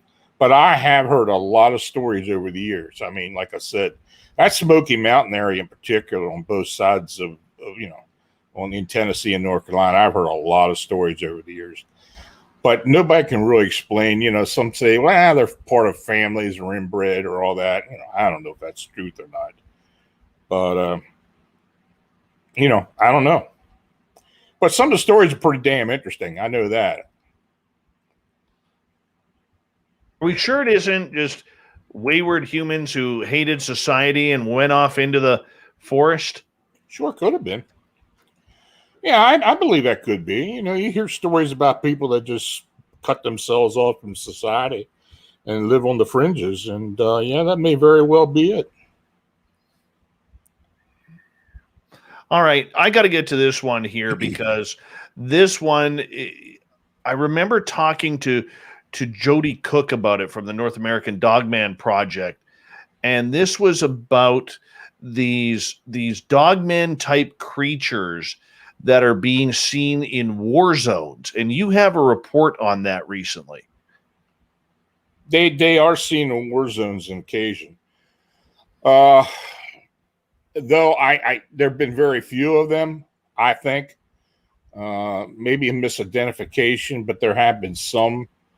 There have been a lot of weird sightings, a lot of weird stuff in war zones, in particular. I mean, there have been dogmen or upright canine sightings around military facilities. I mean, that's pretty common. Some of the facilities on the East Coast, particularly in Kentucky, in Georgia and such, there have been some sightings, consistent sightings of these type of creatures. As far as war zones go, I don't know. I know during Vietnam, there were a lot of sightings of the what they called the rock apes, and I've gotten sightings of other weird humanoids, possibly reptilian humanoids, and occasionally a winged humanoid. But as far as upright canines, not so much. But there've been a lot of sightings of weird things. I remember when Jody and I were talking about this, because these creatures that he had reports of almost look like the Egyptian Anubis, and Like a jackal, with the giant swords and the body armor. And he told a story about how a platoon of American infantrymen actually came across these two Anubis type creatures, literally hacking and slashing a bunch of Afghani soldiers, the Taliban soldiers, pardon me. And after we did that show, he actually got two new reports, one from somebody in the Air Force and one former Army member, who actually confirmed that story. It really is interesting. Yeah, I got this one, and it's probably the one you read recently of a goat herder in Afghanistan who actually reported there being an upright canine who attacked livestock, and he took this serviceman into a cave, and there were some scratches on the walls that looked like they came from something pretty vicious. There was some skeleton remains and such. He believed that this guy was telling him the facts. These service people who have done time are in Afghanistan have really come up with a lot of strange things over the years, even in Iraq, but mostly Afghanistan. A lot of large unexplained creatures, Bigfoot-like creatures, and also things they call ghouls, but spelled Ghool, that were very similar to these crawler humanoids that people have been reporting recently. So I don't know. I mean, this stuff has shown up there, and many times when these guys and gals come forward, and they give information that it's not from somebody who wouldn't be there, who wouldn't know the military. They're pretty specific, but they don't want to give out their actual name or unit. I've heard that too. All right, let's go to Jordan. What do you think has the most sightings in the world? What do you think has the most sightings in the world? Yeah, which creature? Oh, it has to be worldwide. I would say Bigfoot or something similar to a Bigfoot, a hominid. You know, there have been sightings all over the world, basically. Not necessarily in Africa and South America and Central America, but in Northern Hemisphere, yeah, there's been a lot of sightings of Bigfoot and something similar to that worldwide. Yeah, definitely. I think that would be the biggest one, outside of any type of sea monster, that's for sure. Yeah. The Ronald Penton is asking, what's the story behind those damn gargoyles? We've had sightings of people describing gargoyles in Chicago. They're kind of this, in a way, the same of what people have been seeing, but they do have larger bodies and, kind of gargoyle-like heads, and also, the gargoyle winged. But yeah, there have been sightings. I mean, there's no doubt about that. I've had people report gargoyle sightings worldwide. What they are, I don't know. During that 2017 period, we had sightings of what people were describing as gargoyles down in Pasco County, Florida. And this one stretch of road going into the Zephyr Hills area, coming south from outside of St. Petersburg, I had 3 reports of these things that were literally described as gargoyles that were killing small deer or deer and piling them up along the side of the roads. And they'd see these things hovering above them. I had a guy up up outside of Cleveland, east of Cleveland, actually hit one of these things. Left a hell of a dent on the front of his box truck, but when he got out of the truck and got out and looked, this thing got up and flew off. He swore it was a gargoyle. Really? How big are they? Oh, they most, I guess, about 5 to 6 foot. Yeah, they got a pretty good sized wingspan, similar to what we've been getting in Chicago, anywhere from 10 to 15 foot. But then again, just like the Chicago sightings, the winged humanoid sightings, they don't seem to fly like other winged beings. I mean, in other words, not like a bird. They seem to have some type of propulsion to them. It's supernatural, that they seem to just lift without flapping for the most part. Some do, some don't. But, a lot of these sightings where people have seen these things propel themselves from the ground without using the use of the wings. Let's go over to Jeff here, who is asking, why do dogmen seem to come out of blue portals in 3s? Have you heard of this? No, I haven't heard of that one. The blue portals seem to be prevalent in some type of extraterrestrial type beings or extraterrestrial biological entities. We have an instance of a blue portal opening up, and where 2 humanoids and a gray, actually, in the presence of a winged humanoid, actually disappeared.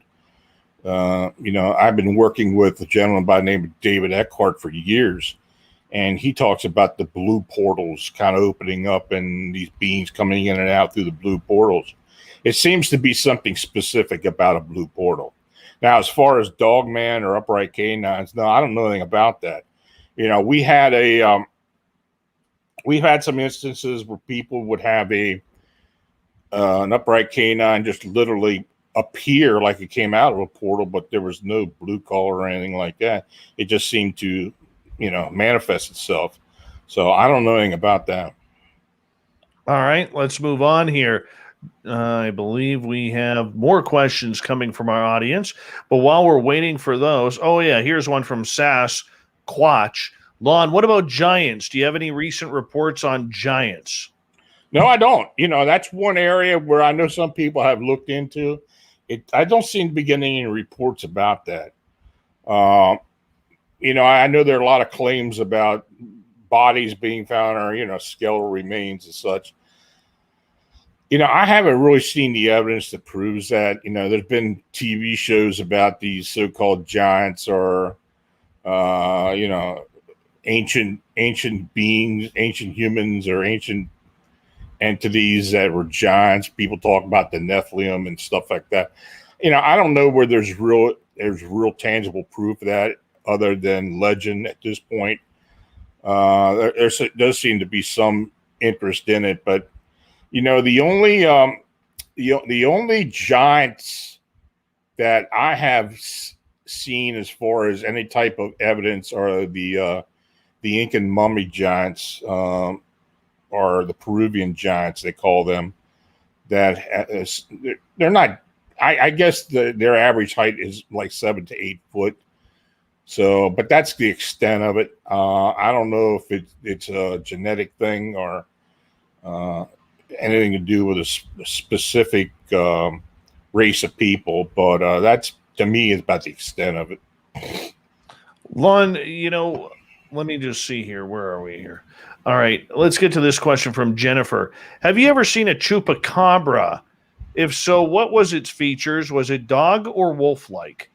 I've had people refer to me with these so-called chupacabras. There's been a rash of sightings in the southern states, particularly from Texas, Oklahoma, Kansas, over into maybe Louisiana, these so-called chupacabras. Basically, those are not what people refer to as chupacabras, especially in the Latin American countries and in Puerto Rico. Those seem to be a mix of Mexican wolf and coyote for the most part. They're kind of a hairless looking dog. They have kind of larger than usual fangs on them, or canines. They don't really seem to be aggressive, but they're seen a lot of times. They've got a nickname of blue dog. That's what some of the cryptozoologists refer to them as. In fact, Ken Gerhardt did a lot of investigation on that over the years. So, yeah, I wouldn't call them chupacabras. They're just a mix or a hybrid of some type of canine. Now, the chupacabras supposedly that have been seen in particularly Puerto Rico, I believe are some type of non-terrestrial or alien being of some type. I've heard some pretty harrowing stories of encounters with chupacabra, and these things they're large dog-like creatures, but they have spikes on their spines and kind of armored bodies, and sometimes real large red eyes. And they do seem to be somewhat aggressive. They seem to eat on livestock. People say they're bloodsuckers. I don't know. I don't know if that was the case, but there have been a lot of sightings over the years in some of these Latin American countries. Interesting. Okay. Let's continue on here. Cosmic Floor is asking, what creatures are mostly reported in the Kentucky and Tennessee area? Oh, definitely Bigfoot. I mean, there are a lot of upright canine sightings in Kentucky. There has been a rash of upright canine sightings in the areas around Louisville for the past couple of years. I have talked to several witnesses that have seen these things, but in particular, it's mostly Bigfoot. Now, you get around the Land Between the Lakes area, there have been some pretty interesting reports around there as well of both Bigfoot and upright canines. So, yeah, Tennessee, I'd say it's mostly Bigfoot. All right, let's move over to Witchy, who is asking, have you ever received reports of the Beast of Bodmin Moor from the UK? No, I haven't, but I've read a lot of reports of it. Wouldn't that be the same as the Black Panther sightings in Florida? The beast of Bodmin Moor is more like a dog-like creature, more canine, though it's a quadruped. You know, some of these hellhound sightings, even the like you said, the Black Panther sightings, are pretty bizarre. I mean, there seem to be certain areas where they are concentrated at. But as far as the beast of Bodmin Moor, I've only ever seen one photograph that supposedly was of this being.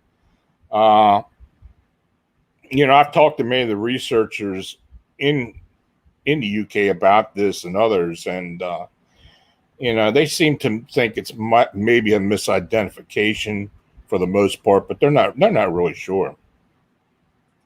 All right, let's move on here. Lots of questions here for you. Sass is asking, what's the difference between a Sasquatch and a Wendigo? Well, Sasquatch supposedly is a flesh and blood being, though I have different takes on that. I think there may be some interdimensional aspects to it as well, particularly in some areas of the country or in the world. A Wendigo is basically a possessed human that takes on cannibalistic tendencies. Chad Lewis wrote a great book about Wendigos.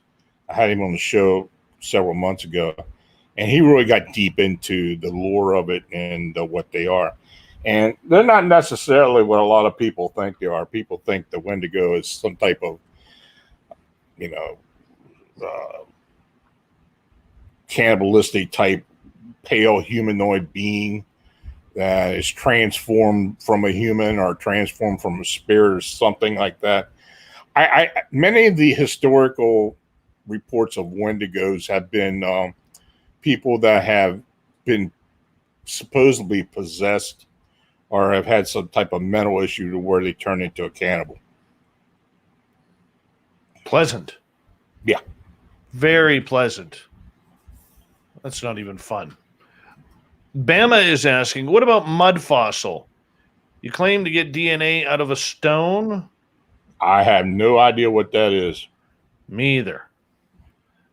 We will wait on that one there, as we got about 3 minutes to go here before we got to go to break. At the top of the hour, Lon Strickler is our guest tonight on Spaced Out Radio. Big Fat Creep is asking, wasn't there a rumor of zombie deer due to some kind of virus? Yeah, that's true.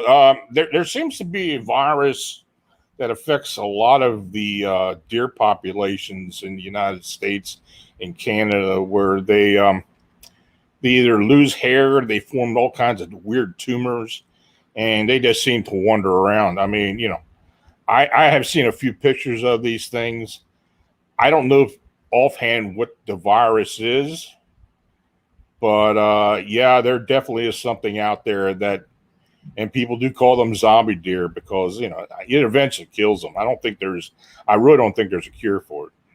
All right, we got 2 minutes left. Let's see if we can get a couple more questions in. Jennifer is asking, have you ever heard of cases of freshwater squid type monsters?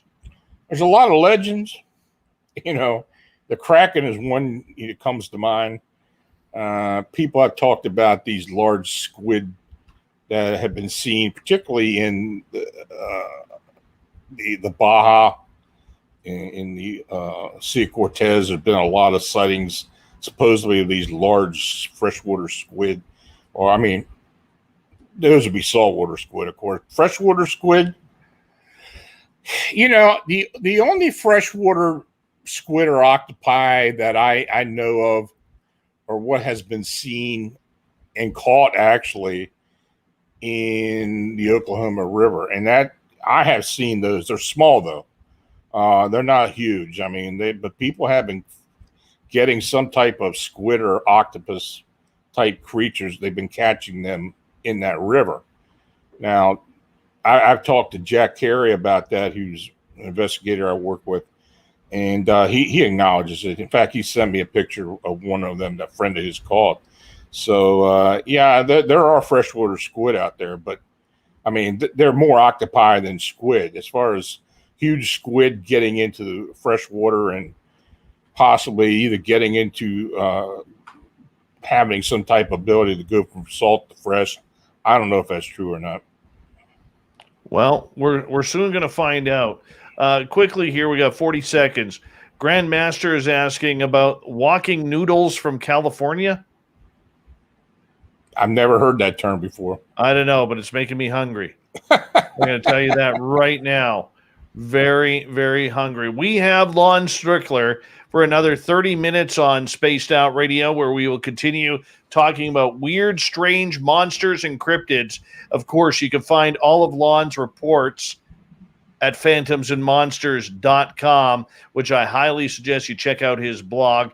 It's always new, it's always exciting, and it'll always make you scratch your head saying, what the hell is this? Phantomsandmonsters.com. You can find all of Lon's books. And then you want to stick around for the final half an hour of the show. Why?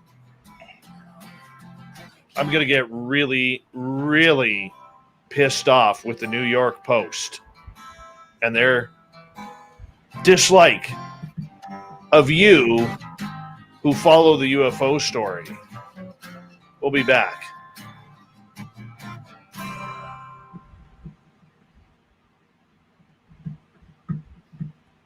All right, we're clear, bud. Just going to put your mic on mute, and I'll be right back, okay? Okay. All right. Be right back, people. Hi, Ozzy Rob. How's them ham hocks looking?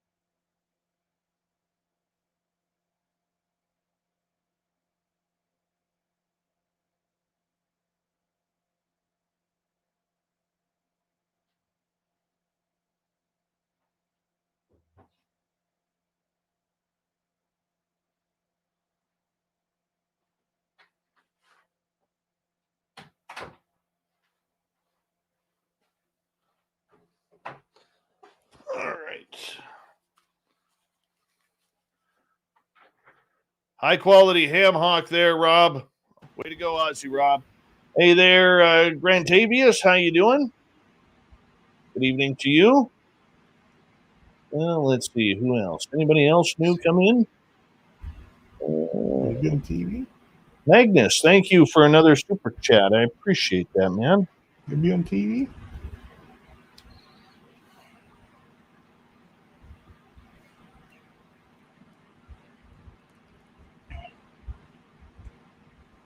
Yes, Dave is mad at the New York Post. Excuse me, hiccup. Very mad. I will explain why afterwards. Detailing Academy, how you doing? Good to see you. Thank you for joining us. Yeah. Oh, there's a kitty. Let's zoom in on Lon's kitty. Look at the kitty there. Look at that gorgeous kitty. That's Vinny. Hey, Vinny. Psst, psst. You're on TV, cat. Do something.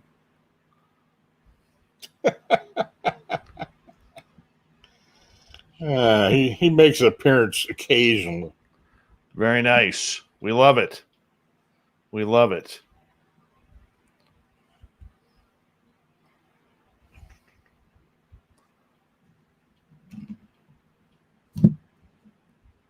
Oh, my goodness. Thank you, Chad, for matching Magnus tonight. All right, we got 1 minute here.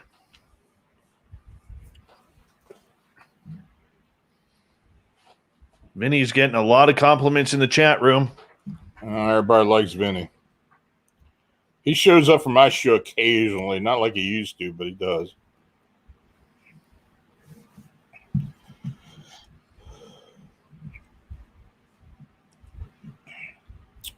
Hello, PBR. How you doing, buddy? Is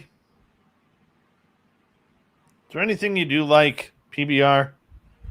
Says, I hate cats. Thank you to Magnus times 2. Thank you to Chad times 2. Thank you to Aussie Rob. And thank you to Lynn, Michael, Donna, Tim, Snakes, Heidi, Anthony, Cat Chaser, and Ed Clater for the super chats. Really do appreciate it tonight. Thank you guys for the lovely support, and we appreciate you. We'll be going right now.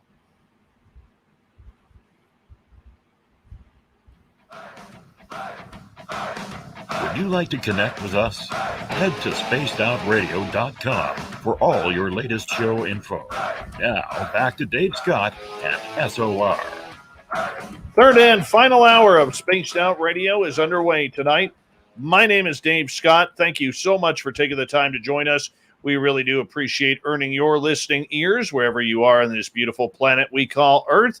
Want to remind you that we thank everyone listening in on our terrestrial affiliates around North America and digitally on TalkStream Live, Revolution Radio, and KPNL. All of our archives are free by going to youtube.com/Spaced Out Radio. Just do me the favor, hit that subscribe button.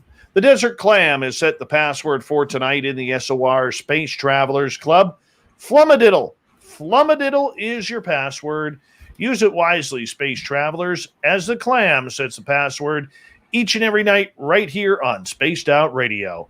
Our website, spacedoutradio.com. We have a plethora of features for you, including rocking out to Bumblefoot and reading up on Captain Shirk's SOR Newswire. Follow us on Twitter at Spaced Out Radio and on Instagram, Spaced Out Radio Show. For the final time tonight from phantomsandmonsters.com, we have the legendary Lon Strickler. And we love it when Lon is on this show because this guy is on the top of the world when it comes to strange and weird creatures. You can find all his books on his website. Once again, phantomsandmonsters.com. Lon, welcome back. Thanks for having me, Dave. Good to be here. Lon, we've been talking a lot lately about UFOs, obviously. And you know, with everything that's going on with the United States government and the reports that are coming in there and this admission that they don't know what it is, even though I think that most of us believe that's all a bunch of BS that they're feeding us. But for you, on the alien side of everything, we really don't get a lot of good alien videos. out there of aliens walking along the streets or hopping in between houses. Have you seen any good footage recently of any extraterrestrials, or when was it? Well, yeah, man, the stuff that David Eckhart has been sending me over the years is probably the best I've seen. My last book, Alien Disclosure, has several of the photographs that David has taken in there. And I've been posting them on the blog and on my Facebook over the years as well. I think he has probably gotten some of the best ones. And I'm just not talking certain races. I'm talking a whole plethora of races he's been involved with. I've written about him in there. There's a chapter about him in there, what he's experienced over the years. And but his situation involves no UFO activity. His involvement has been through moving through portals and actual some type of mechanism they use to come in and out, into his home, basically. So for David Eckhart, explain to people who he is for those who may not be familiar. Yeah, I met David about a little over a decade ago. He and his family had been experiencing abductions at his home. Basically, these were coming through portals in his bedroom. Literally, his whole wall would open up. He'd be taken into a cavern-like area that he believes was on Earth. These beings were mostly gray types, but there was a certain reptilian that always was involved with it. Why they chose him and his family, he still doesn't know that. But one thing they did early was they performed some type of procedure on him to alleviate his crippling arthritis, rheumatoid arthritis. And in fact, I've seen the x-rays. I mean, it was over a 3-night period. And they totally alleviated it. They showed the doctors can't believe it. It's one of those things. I've had reports from people over the years of people that they seem to be interested in, that where they do alleviate some of the disease they have or some type of orthopedic problems. But anyway, with David, they basically took him into certain areas of their facilities and showed him around. He would ask them why they do it, and this certain reptilian who was always seemed to be with him said it was just, all he would say was he was ordered to do it. And this reptilian could communicate with English by mouth. He was taken to areas where these reptilians had family situations. He was also taken into areas where there were other alien beings and humans being used as slave labor in somewhere like a mining facility. He was also taken to areas where they did experimental surgery and such on humans and disposed of them. And he's seen it all. He has no reason for making all this, to make this up. I mean, this, he hasn't made any money off of this. This is something that he is, that has impacted his life over at least the last 15 years. And, it's caused problems within the family, hardships within the family over this time. But the story is a remarkable story. And in fact, he's going through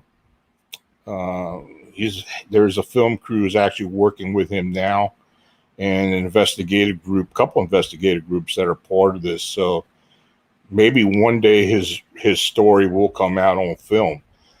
He has been seen on, just like the Paranormal Files before. I've written about him. I've had people who have conferred with him over the years. So, he is the real deal as far as I'm concerned. I've been involved with a lot of people that I consider experiencers and have had remarkable interchanges with these beings. But his is probably the one on the top right now. And, his doesn't compare to any that I've been involved with. My goodness. Why do you think we have such a lack of extraterrestrial video? With all the encounters people claim to have. Yeah, in his case, he's had to use a system of filters and other means to get them, because when he started doing this early on, he would put cameras and such around inside his bedroom where these portals will open up, and they would literally fry those things. I've seen some cams that they just literally burned up. It's amazing what they do. But it seems if you can catch them off guard, you can maybe get some photographs or video of them. And he's been able to do that to a certain extent, but it hasn't been easy. So some of the videos that he has taken over the years were actually just like the Paranormal Files episode. I talked to those folks that were doing the investigation after it had been presented on television, and they could not find any fakery or any way that he was manipulating anything. They couldn't explain it. In general, though, with the amount of UFO sightings people are having and the amount of encounters people are having or claiming to have with extraterrestrials, are you surprised we don't have more quality video evidence? No, I'm not surprised. Why is that? No, I really am not. I mean, I think for the most part, people are shocked when they see these stuff. They're not the first thing on their mind is grabbing the phone out of their pocket and adjusting it and getting a photograph of it. There have been some incidental opportunities for people to take images and video, though for the most part they haven't been very convincing to me. That's not to say that there hasn't been any done. I believe something has been captured but is being suppressed. I think it's also to do with what's going on with the Bigfoot. I mean, I think the government has some type of information and evidence that they just refuse to show. And, this thing with this whole so-called UFO disclosure that they've been promising and we've been going through, I kind of think we're being spoon-fed to a point, because, we're not really getting anything earth-shaking out of them. They seem to think it is, but especially for folks like us who've been looking into this phenomena over these years, it's not really something that, kind of knocks my socks off. I've seen much more convincing evidence, from other avenues. And, of course, the Tic Tac thing is intriguing. It really is.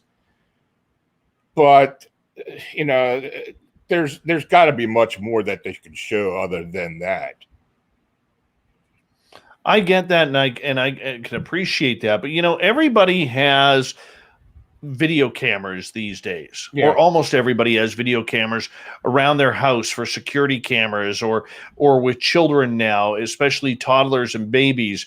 You get the video cameras to go with the baby monitors now. Everybody has access to some sort of camera. And it just surprises me, Lon, that we haven't got any good footage. It really does. I think a lot of people are kind of reluctant to release stuff like that. If you see something like that, let's say it's on a monitor or on a security camera, you're going to think twice about releasing it and figure what's going to, be the consequence of doing that.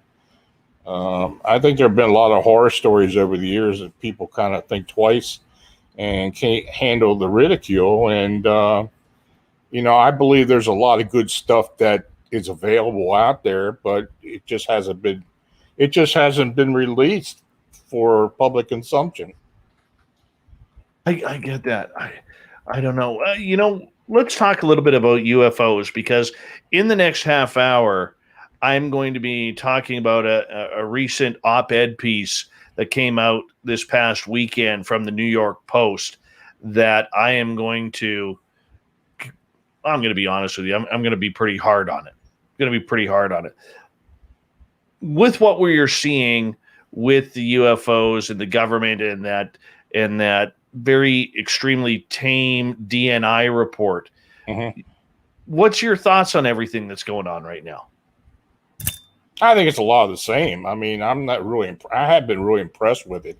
Quite frankly, I thought we were going to get more. We got much less than what I thought we'd even get. I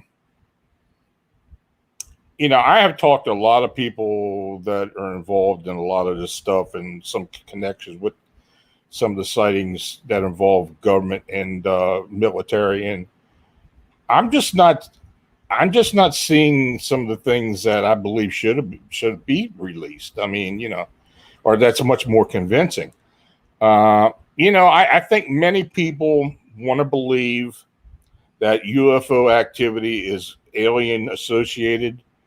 I think there's a possibility that some of it could be, but I think more than not, it's not involved with alien activity. I think they'd be much more convinced of the UFOs and what they're releasing if there was some type of alien activity attached to it. I think there was a survey out not just recently that 2/3 of Americans believe that there are aliens and they do live on this planet. My whole thing about that is, I believe that because, quite frankly, I think humans are the universal species and we're related to these things, man. There's a connection. There's a definite connection between humans and other beings that we're seeing. And I agree too. I thought we all got ripped off. Yeah, I would think that we all, we got a taste. We got a little bit of, like we're dying of thirst, and we get a droplet of water on our tongue and say, "That's enough for now. You'll survive." Well, the way they hyped it, it was, they could become more forthcoming with it, but the report, which was 5 or 6 pages, I wasn't impressed with it. No. What were you hoping that was in there? I was hoping that there was some connection to non-human activity, even minimal. But, there was nothing like that even involved there. I mean, I was hoping that they would kind of release something and like that. And no, I was disappointed because of that. One of the biggest disappointments for me, Lon, is the fact that they only went back to 2004. Yeah. And they are making this a military issue. It has nothing to do with the history. It has nothing to do with people's sightings. It has nothing to do with events like the Phoenix Lights. Nothing. And here we are. I thought a lot about that when some of these TV shows were coming out, like Project Blue Book and some of these other, where they kind of made a mockery of the whole thing, actually. Because what they showed on the screen isn't how it happened. And, when they start coming out and saying, the government starts coming out and saying, well, we've got this, we're going to release and this and that. Well, they're releasing military information. They're not releasing private information. They're not releasing experiencer information. That's where, if a disclosure, if UFO disclosure and alien disclosure is going to happen, it's going to be from the experiencers exposing themselves. It's not going to be from the government. The only way the government's going to do it is if we're attacked or something lands on the Washington Mall or something like that. Then they got to come out and say, this is what it is. But that's not going to happen until something drastic does happen. My feeling on it is they still have to figure out how to cover up hundreds, if not thousands, of secrets. all right, from what they have, the technology they have, if they do have crash retrievals, if they do have bodies, if Skinny Bob or EBE1 was real, you know what I'm saying? Walking around Area 51, whether S4 at Area 51 is real. I think personally, it's pretty obvious that the technology that we have gotten within the past, well, I'd say since World War II, a lot of it is generated by other races or other beings from other, technological worlds or societies. I think we are seeing a result of that. I mean, our technology has increased so fast, over the years. It's almost like we double what we put out there every couple of years. It's amazing. I mean, 20 years ago, the fact that we had these personal devices where you could talk to somebody on a screen, we wouldn't even thought about that. We'd have thought that'd been unbelievable. It was hard enough to believe computers. The way computer technology increased itself over less than a decade. It's just hard to imagine, but it did happen. And I just don't think humans got that much smarter that quick. Well, I mean, it would be like introducing UFOs and aliens would be like introducing somebody in the 1800s to an iPhone. Oh, yeah. Yeah, you're right. Yeah. Or a tablet or YouTube. Yeah. Yeah, you're right. I mean, it's, we live in a remarkable time. It's not always good, but it's different and it's much more, I don't know. I guess it becomes more dangerous as time goes on because there's a lot of pitfalls with the different types of technology that we're getting involved in. But, we just got to learn to go with the flow and hopefully alleviate a lot of the problems that are associated with it. My friend, we got 3 minutes left with you tonight. 3 minutes. What's your summer look like, and what can we see on Phantoms of Monsters coming up soon? Well, we're going to see the same thing with Phantoms of Monsters. Anything comes up that's, interesting is going to get up there. With the pandemic and everything coming to a close, hopefully, more people are going to get out there and we're going to see more things and more things are going to be reported. Hopefully. I have noticed an increase in a couple months. Just like the winged humanoid sites have increased. People are getting out and moving around a lot more. Myself, I don't really have anything scheduled for the rest of the year at this point. That doesn't mean I'm not going to do anything. If something opens up to where it's to my advantage to do it, I'm going to do it. I'm currently working on a book right now, and I changed my publishing company. I'm with Beyond the Fray Publishing now, and they're doing a remarkable job with my previous books and re-releasing them. And I mean, that's what I'm into. That's what I'm doing right now. And as far as the blog goes, I don't see any changes coming up on the blog, but I'm always open to a lot of different things. I do my radio show on Beyond Explanation YouTube channel now. I've been doing that about a year. Unfortunately, we recently lost the gentleman who has been one of our founders, Mark Fuller. He passed away over a week ago. Oh, sorry to hear that. Yeah, his son is taking over and doing as much as he can. I think other people are going to get involved in this as well. So we're going, we kind of hit a hiccup there, but, we're going to keep it going and try to increase some of the viewership on there.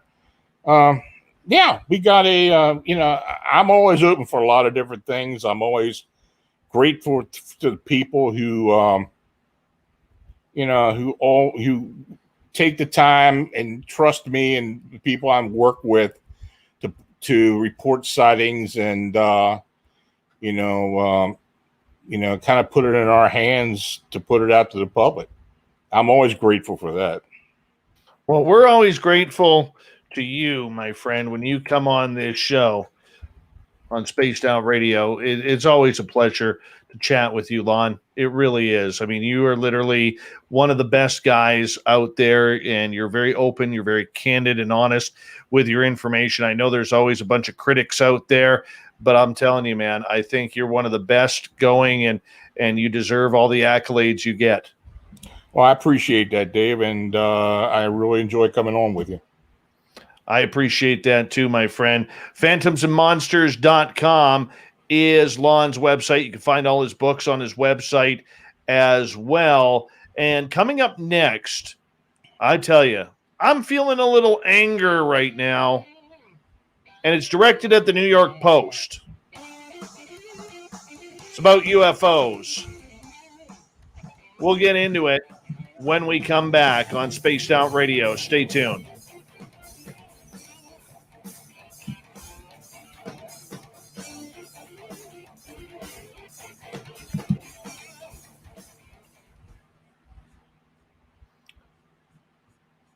Lon Magnus says, you're an awesome guy. Thanks for helping out with his dad a few years ago. It helped a lot, and I love you. Well, I'm glad to help people out. That's what you do, and your cat had a nice view up there. Yeah, I'm kind of surprised he came up, but he's pretty fickle, so he decided to make it tonight. Well, I appreciate you staying up late for us, my friend. Okay. Well, like I said, maybe I can get you back on the show soon, too. Anytime. Just let me know. Okay. I'll make time for you. You take care and stay cool. Yeah, cool, I hope. Yeah. Cool, I hope. All right, buddy, you take care. I'll see you. Good night. Lon Strickler, everybody. Thank you, Chad, for the third super chat as well. And, yeah, thank you for everybody. Thank you to Magnus for the hat trick as well. Ozzy Rob. And Lynn, Michael, Donna, Tim, Snakes, Heidi, Anthony, Cat Chaser, and Ed Clater. You guys are amazing. Thank you so much.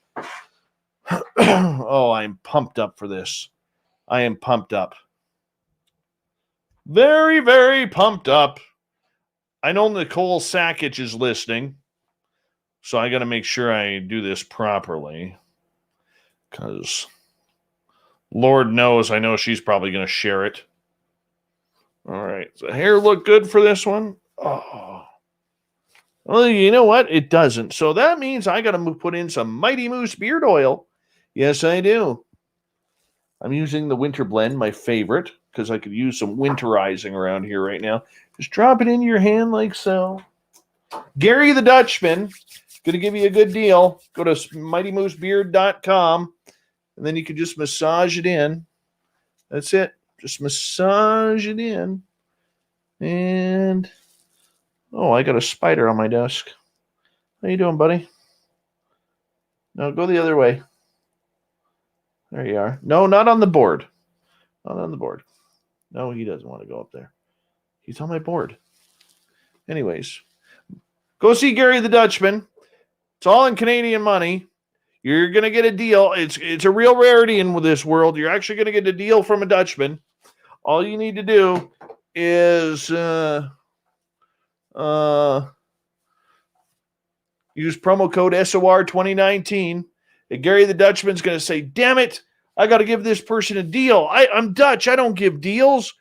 And then he's going to be like, but I promised Dave. And he's going to be like, damn it, I just lost some money here. And I'm Dutch. I shouldn't have to do this. Oh, yeah, you do, Gary. Yeah, you frickin' do. SOR 2019. Go to mightymoosebeard.com. And for the ladies out there, this stuff works great on your hair. It really does. It feels great. It smells great. It's all natural, no chemicals. And you're going to love it. You will. Trust me on that one. mightymoosebeard.com. Check it on out.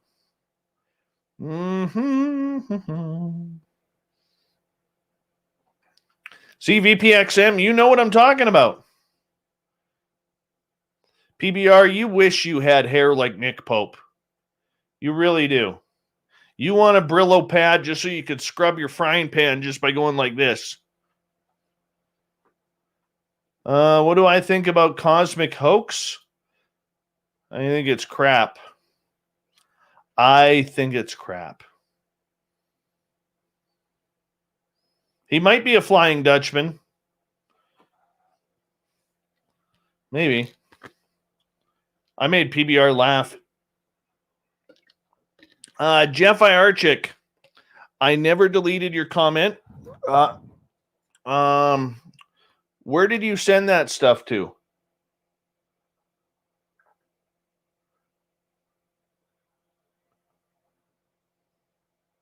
And Julian, just for the record, you or Beehive Chuckles or anybody else who claims that I have banned you from this show has never happened. There are very few people that have ever been banned from our chat room. Very few. And you two, whether it's Beehive Chuckles, who's been an idiot towards me trying to start fights in another chat room, or whether it's you, okay, you've never been banned from this chat room. Even Kidden the other day, who was mouthing off about Samantha Mowat, he's back. We don't try not to ban people around here. Excaliburful, how are you? I mean, sometimes there's a difference between giving somebody a 5-minute major and a timeout and banning someone. We don't ban people. Do I think Nick Pope is a disinformation agent? No, because he doesn't give any information. Thanks again, Magnus. Here we go, guys.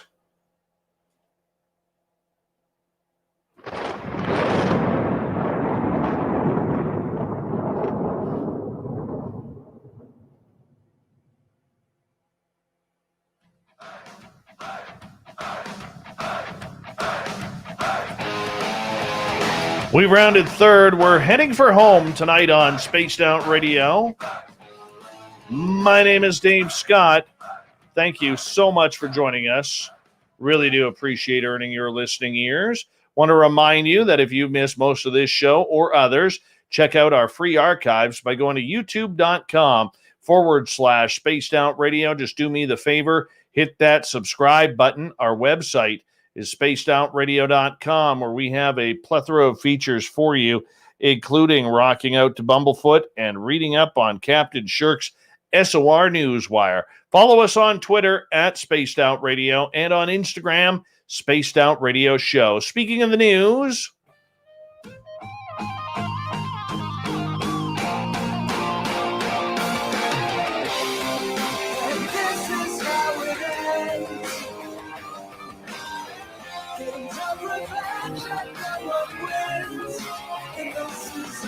the news is always changing, which is why we bring you the SOR Newswire at the back end of every show, where we get to the weird, the strange, the wacky.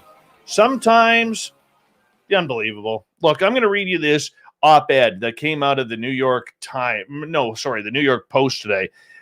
And I'm a little cranky about it. All right? I'm a little cranky about it. It was written by the Post editorial board. It's insulting to you, me, many people involved in the UFO field who have worked diligently at getting this story out. Let's read it to you. Yes, UFOs and little green men are fun and have inspired tons of entertaining fiction. But the U.S. intelligence community was entirely right to dump all over the conspiracy theories and their really out there nonsense in its report of sightings of unidentified aerial phenomena. NASA boss Bill Nelson admitted that we may not be alone in the universe, but the odds are overwhelming that any intelligent neighbors are far, far away. The report didn't explicitly rule out extraterrestrial activity as an explanation for the 144 UAP sightings by military pilots and other federal workers since 2004, but it also provides zero evidence supporting alien theories. Connected crackpots and cranks have gotten a few politicians to force the Pentagon to investigate the issue several times and even to hire believers for some of the work. One such nut or cynic Luis Elizondo, claims that higher-ups ignore and actively suppress evidence of alien encounters. But the only evidence for his claims is a UAP file detailing sightings with no clear explanations. That's hardly enough to convince anyone grounded in the real UFO world that it's time to start making tinfoil hats. The latest report was required in one of the last year's relief bills, another example of how pet projects get snuck into even emergency legislation.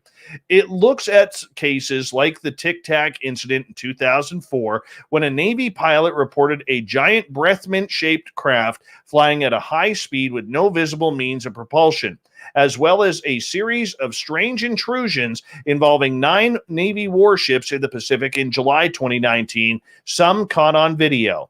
The analysis confirms that some of the phenomena were likely physical, not optical illusions or camera tricks, as they showed on radar and other sensors. But beyond that, its cautious conclusion was that a lack of high-quality reporting hampers our ability to draw firm conclusions about what the nature of the intent.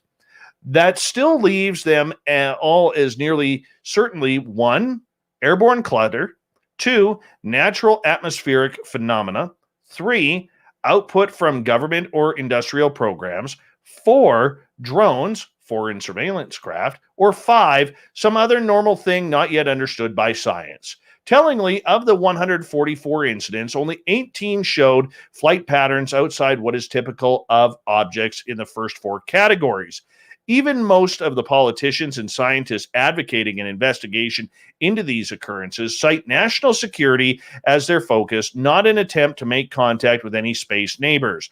Astrophysicist Adam Frank, who has received a grant from NASA to look for advanced technology outside our solar system, admits that the videos of these supposed extraterrestrials are most likely footage of drones from Russia or China, or more prosaic explanations. If any other intelligent life forms are out there somewhere, they are not hovering around the Pacific waiting to be taken to our leader.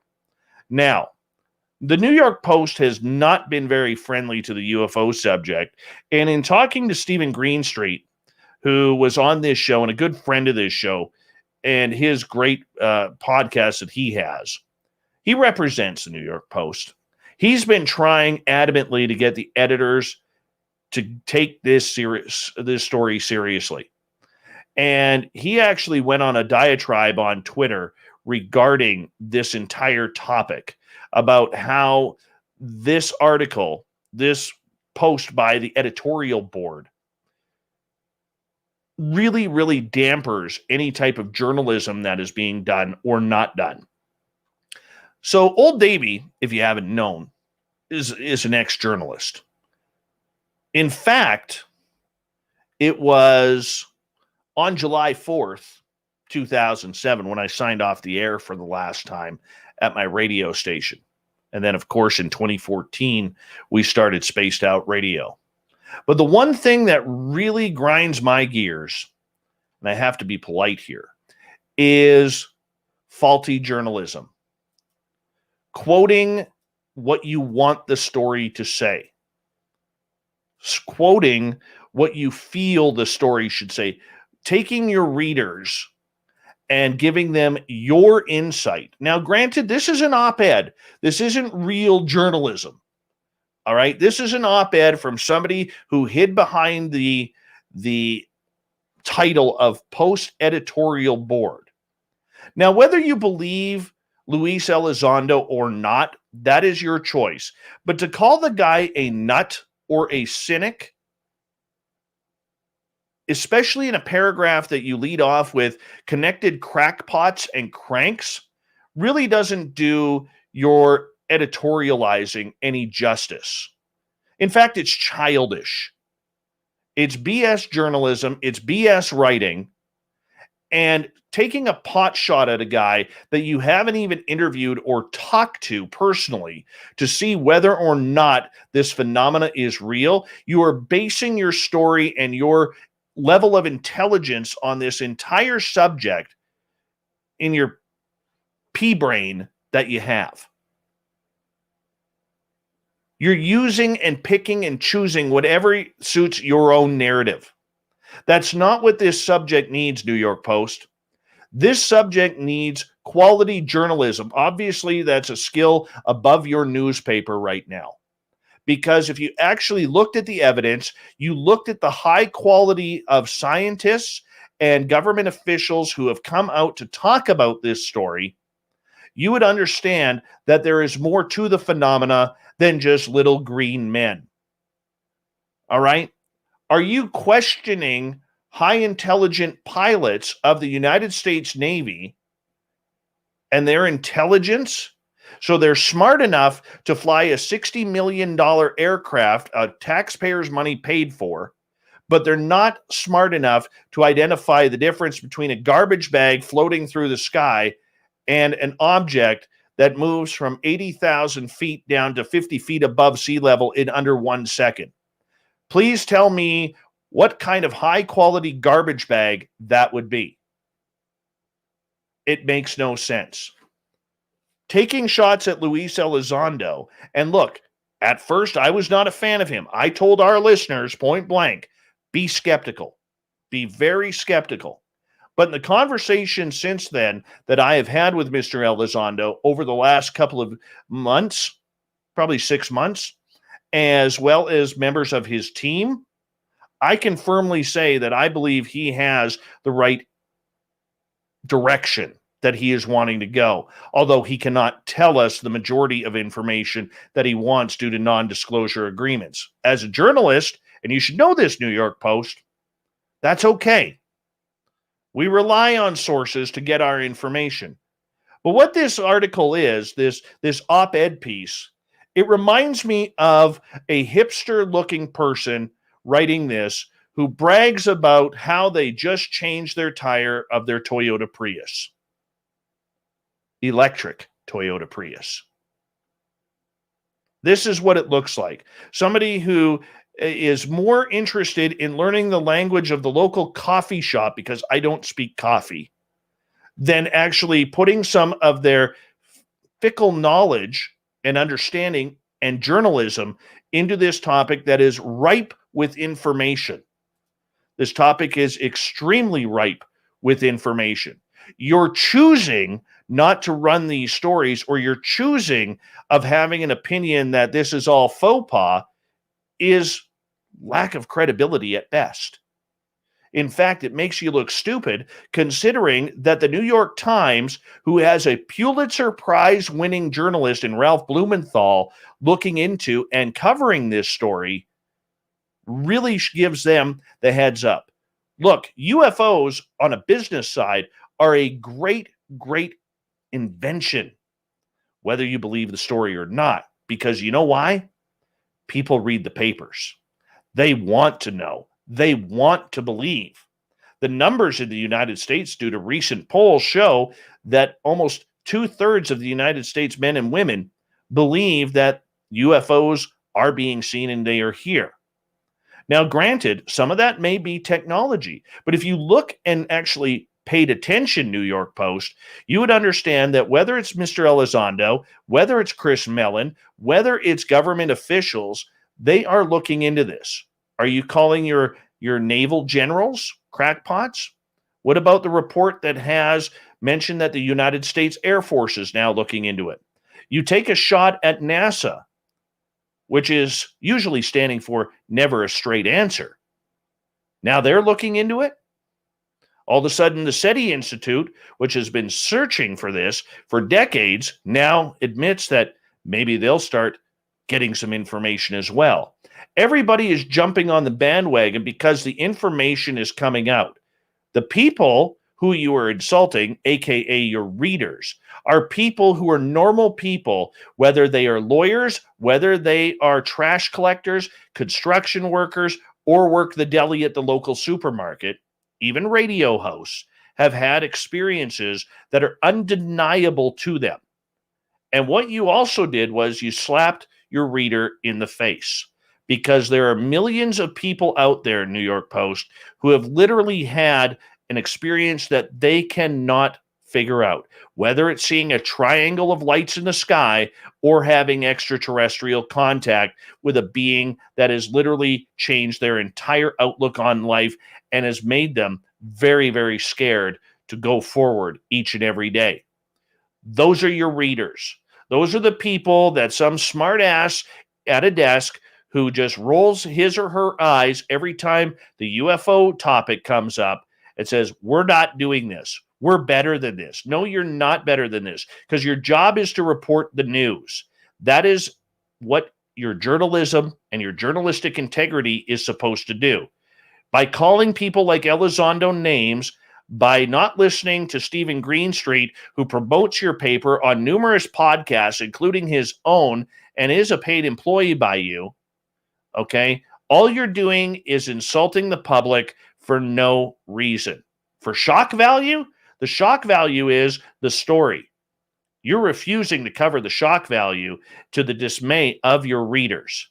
And the fact that now you have an editor that will go on record and insult the readers, insult people who are in high up positions who make way more than probably the $85,000 a year that you do. It's insulting. It's disrespectful. These are good people, hardworking people who have experienced something they can't explain. We have people trying to bring this subject out, very intelligent people. All right? Lots of scientists. Are you calling Avi Loeb, who believes Oumuamua may have been an alien spaceship? Are you calling him a dummy? Because Harvard doesn't think so, and he's a professor there. What about Dr. Bob McGuire, former head of the Hume faculty at Virginia Tech University? You don't get that position by being an idiot or not being smart. Yet here he is talking UFOs. What about the SCU, the Scientific Coalition for UAP Research, that is filled with people with doctorates in scientific degrees that you at the New York Post could only dream of? So you go listen to Neil deGrasse Tyson. Sure, his naivety is wiped all over Twitter if you want to check it on out. Or you could listen to the people who are actually taking the time to do science rather than conduct opinion. Just like you didn't conduct any journalism when you conducted opinion in writing this horse crap of an article. Making fun of people is one thing. It's different when you make a causation for the article that you wrote. You didn't give any statistics. Out of the 144 cases, if you read the statistics properly instead of towards your own editorial brand, you would realize there were 143 that were actually unexplained. The one that was what? A weather balloon. It was a weather balloon. So the fact that you would attack people and attack the subject really shows either A, your lack of intelligence, or B, your lack of journalism, or C, your lack of understanding of how real this subject is. And if you put an iota of effort, as you would have, instead of the storm between, say, Cardi B and Nicki Minaj, if you put that much effort into the UFO story, you might actually get somewhere and actually write some real news for once, instead of being a hack job tabloid that you'd be turning to. It's ridiculous, New York Post, that you would absolutely censor this topic because your editors do not believe in the subject. Your personal choice on the news is not journalism. It's just like personal opinion is not science. Science, if you break it down to the lowest common denominator, is testing everything out to find whether or not things are real or not real. All right? Break it down to the lowest common denominator so the majority of us can actually understand. Right? You have to do experiments. It's the same thing with journalism. You have to take the time to check the facts, check your sources, check your quotes, check your interviews to see if there's something there. Remember, If you hear it once, it's a rumor. If you hear it twice, it's got legs. If you hear it a third time, you've got a story. But apparently that doesn't work for the New York Times. They don't want to do that. They don't want to fact check because they don't believe in UFOs. They think everybody is being hoodwinked. Tell that to the thousands of people daily who have sightings. We're not talking little green men. We're just talking strange lights in the sky because you know what? With all the apps out there, it's very easy to tell what is a drone, what is an airplane, what is a garbage bag floating around with trash blowing in the wind way high up in the atmosphere, and what is something that is unexplainable. But you don't want to do that because you're in your high and mighty office in downtown New York, sipping on your latte, wondering what's going to happen next between Cardi B and Nicki Minaj.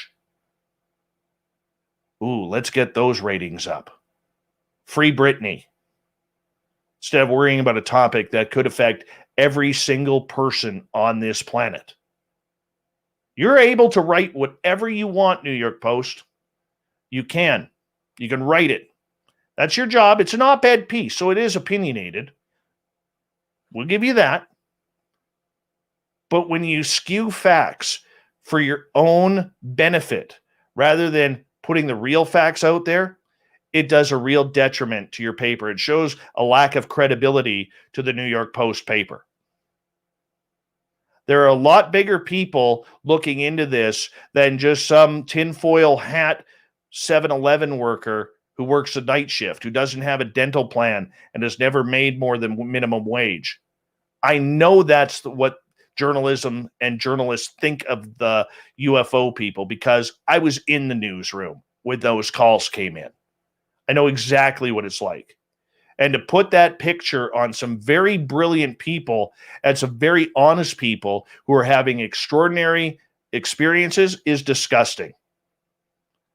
And the fact that you would insult everybody in there, from NASA to government officials to Luis Elizondo, who's put his neck on the line, to every one of your single readers that has had an experience, it really shows the lack of class and the lack of empathy that your newspaper has, not only for journalism, but for the public itself. The public whom you, New York Post, are supposed to be the watchdog for.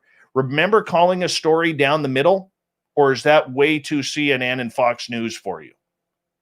Remember the days when you did a story and you wrote it point and counterpoint? The real journalism days? Rather than some hipster op-ed who doesn't believe in this subject, so that way we're not going to run it? Your opinion means nothing. Get to the journalism. Get to the story. Get to the work that needs to be done. Because without it, you're no better than the National Enquirer. In fact, they're probably better than you. TMZ right now is looking better than you. And that is really sad to say that a historic newspaper like the Post has turned out to be the newspaper version of TMZ. UFOs are here. They are real. People are seeing them. And you want to make fun. It's a bad day for journalism when an article like that comes out. Shame on you. Thank you for everybody tuning in to Spaced Out Radio tonight and allowing me to wrap it up with a little bit of a rant. Appreciate you. Thank you to Lon Strickler for coming on in as well. We got Mr. Ron Bumblefoot Thaw rocking in the background with Little Brother is Watching. Bumblefoot is the official music of Spaced Out Radio, rocking us in and out of every single show. Get your horns up for the guitar god himself. Special thanks to everybody listening in at home, at work, in your cars, wherever you may be. Thank you to everyone checking us out on YouTube, LGAB, Revolution Radio, Spreaker, Facebook, the Space Travelers Club, and of course, Twitch, and on Twitter at hashtag Spaced Out Radio.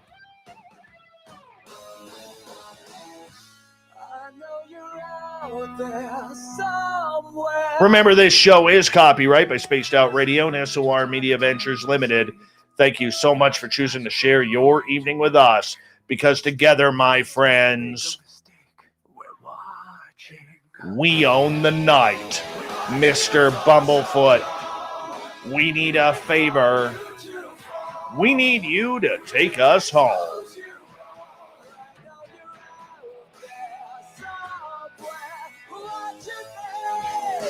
Yes, the Woo train has docked for the night, but soon, my friends, we shall ride again.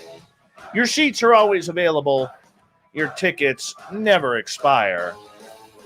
If you want to bring a friend, we've got room for them too. Good night.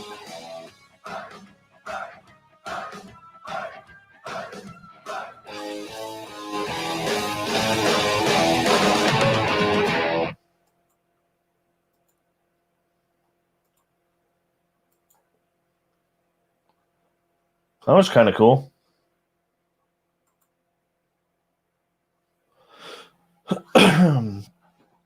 I wanted to swear so bad. I really, really wanted to swear. Give me 2 seconds here. Oh, why did it jump? There we go. Let's download that.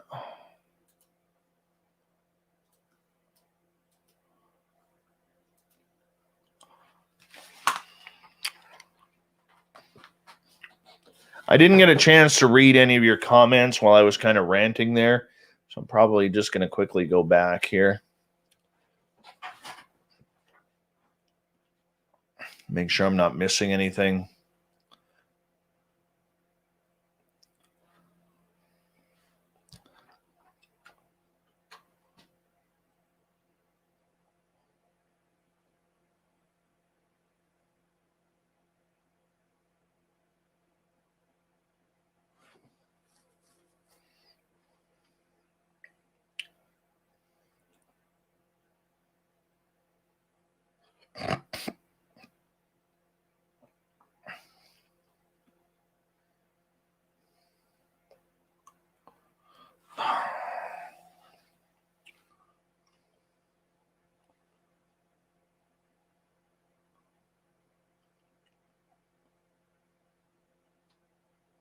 I screwed up on a couple of things that I wanted to say. I really did. I was too pumped up for it. Fack. Oh well.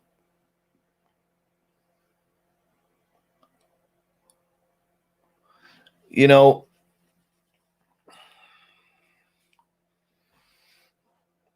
I don't think the narrative has been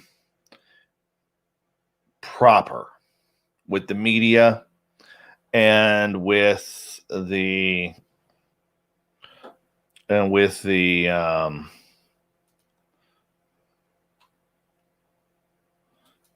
little busy right now, Gail, with the story, okay? But it doesn't give anybody an excuse not to do their work.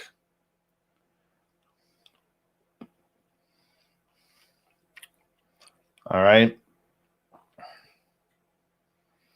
And when you are insulting your own listeners, pardon me, in this case, readers,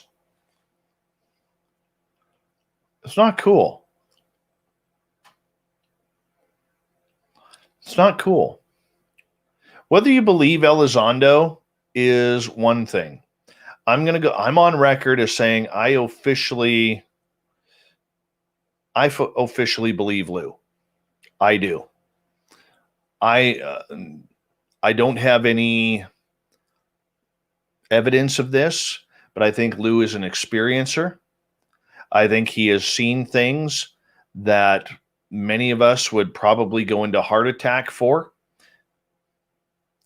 Now, in my conversations with him, I will 100% say he has not told me a thing. I just get that vibe from him. If you're an experiencer of anything abnormal, you know when somebody else has experienced things. You really know. Okay? And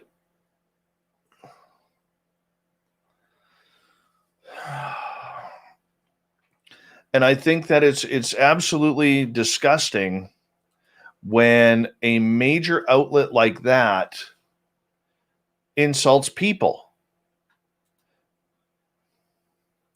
I mean, taking shots at NASA boss Bill Nelson, skewing the facts. What about Alex Dietrich? What about David Fravor? Or what's the other guy's name? Ryan, I'm forgetting his name right now. The pilots who have come out after having encounters with these. What about Kevin Day, the radar operator who made the call to send Fravor and Dietrich in? All right. These are smart people. When you have Graves, thank you, Mennonite Abe. When you have these people, you don't put your dumbest fucking people in a $60 million aircraft. You don't. They don't even make it to flight school. And poor Stephen Greenstreet is over there fighting the good battle, trying to get his paper to wake the hell up, and they don't even want to because the Post is being just a bunch of idiots about this.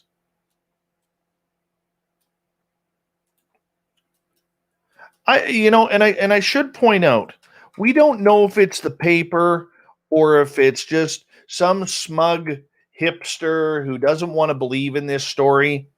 Okay.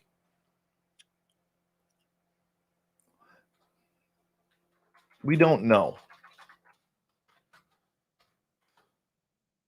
But the evidence right now is overwhelming that this phenomena is going on. Whether you believe the governmental side or not is irrelevant. Thank you, YJ. Appreciate that. It's irrelevant.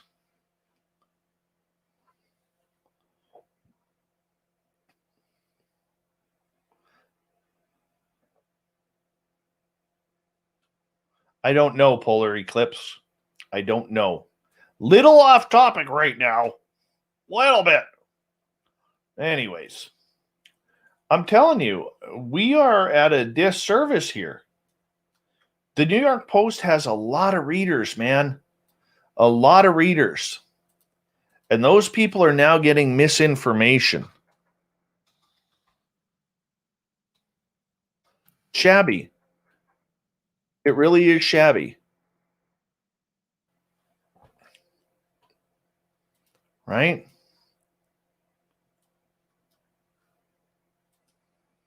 And it's easy for these people in powers of position like the media to say, oh, it's all imagination. Nobody has seen anything. It's so easy for them to do that.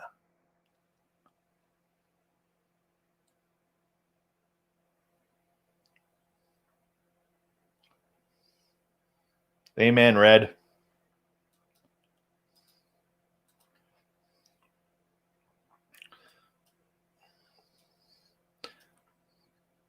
And an op-ed piece, the editors have the ability to do that themselves. And usually a newspaper like the New York Post has a number of editors.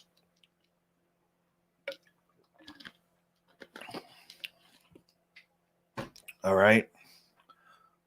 So the fact that they got this onto the paper is very understanding how it got there. But you could sure as hell see that there was no homework done. None whatsoever. The person who, and you know what the chicken shit part about it is? The so-called editor who wrote that, or editors, didn't even have the balls to put their name on the story. They didn't have the balls to put their name on the story. You know what? There are people like me out there every single day, man, who are putting their face on YouTube and publicly claiming that they are an ET experiencer or a UFO experiencer, right? And yet these chicken shit editors of the New York Post hide behind the title here, which is by post editorial board. Seriously, you can't make this up. By post editorial board. Who was it? Who was it? Put your name on it. If you don't like the UFO story and you're going to be calling people out and insulting people, okay, stop being the newspaper tough guy or tough girl and put your name on it. Shows how tough you are. You know why they didn't put their name on it? Because they didn't want the hate mail. That's exactly why they didn't want the hate mail. Because they knew that all of the wingnuts would be coming at them. And people, believe me when I say this, because I've been in a newsroom when it's happened. Numerous times. I've even taken the calls. Okay? Journalists in newsrooms have, and this goes back to way back to the Stars Academy when they started with their BS about media blackouts, which everybody harassed me about, saying it wasn't true. Guess what was true? Media blackouts. Thanks, Tom. And Tom wonders why he's sitting on the outside looking in right now, still trying to figure out, twiddling his thumbs. What did I do wrong that everybody quit on me? Yeah, go figure. Let's get into the big shit here. All right, because now I'm fired up. All right. But the New York Times, or pardon me, the New York Post. Sorry, I may screw up every now and again. I'm editing the show right now. But the New York Post did no favors, because in a journalism newsroom, and believe me when I say this because I've seen it, okay, when those calls come in about UFOs, first thing they do, put you on hold. We got a live one here. And then everybody gathers around to see how you can play the call. Oh, really? Were there any green men? Are you sure they weren't lights over a movie theater flashing about the latest movie? What kind of alcohol have you had tonight? Have you consumed anything that might have you hallucinate? In the background. It's true. I've seen it. I had one of my own friends in my old newsroom when I called in a UFO ask me point blank. His first question to me was, "What are you drinking, Dave?" And I said to him, his name's John. I said, "John, I don't drink. You know that."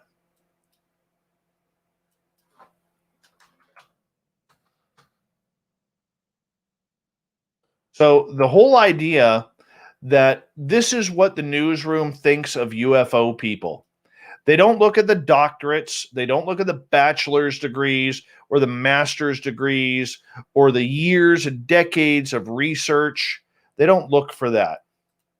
I mean it, people, when I tell you point blank that everyone in a newsroom, them pompous idiots who are making the decisions on this, they honestly believe you're a nighttime convenience store worker making minimum wage your entire life, that the government is hiding all sorts of secrets, and that you're a tinfoil hat conspiracy theorist who has nothing better to do with your life, and you're probably a virgin as well at 35 years old living in mom's basement.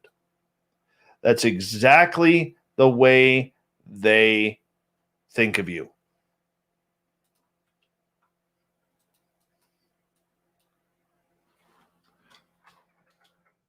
How does that make you feel?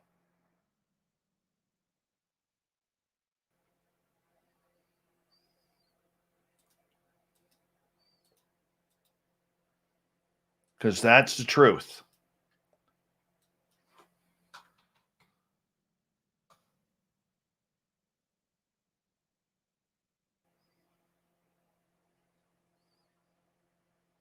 All right. That is God's honest truth in a newsroom. Now, I'm not saying all newsrooms aren't like that, but even George Knapp, okay, love him or hate him, even George Knapp will go publicly and tell you point blank that in the 32 years since the Bob Lazar, he broke the Bob Lazar story, he still, after all those Emmy Awards, I think he's won like 27, 28 Emmy Awards and journalism awards. Okay. After all those years, he still has people who couldn't hold his nuts making fun of him.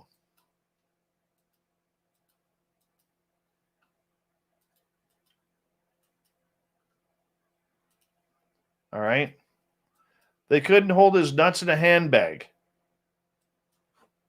And they're making fun of him because he believes in the UFO story. That's truth.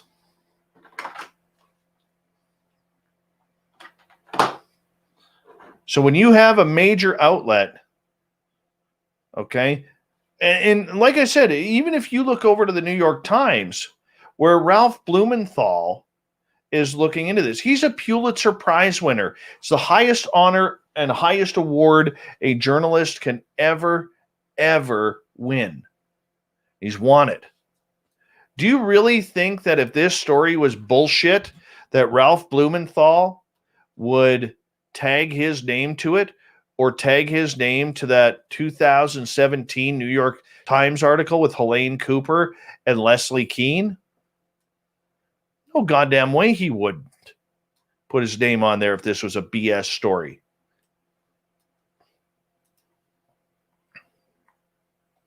Okay?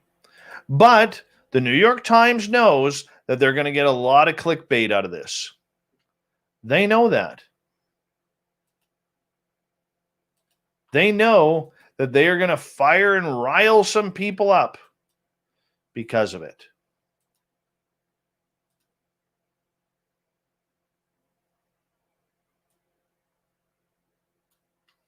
They don't care. They don't care. And that's the truth. They don't care. They don't care about you. They don't care about them. They care about their precious image and their own jobs. And just like the politicians for years did not want to become the UFO guy, just like all those years when remember in the 2016, leading up to the 2016 federal election between Hillary and Donald, okay, where John Podesta was egging people on to ask Hillary the UFO question, and nobody jumped on board. Not a single person jumped on board. All right? It's the same thing here. Nobody wants to be that leader.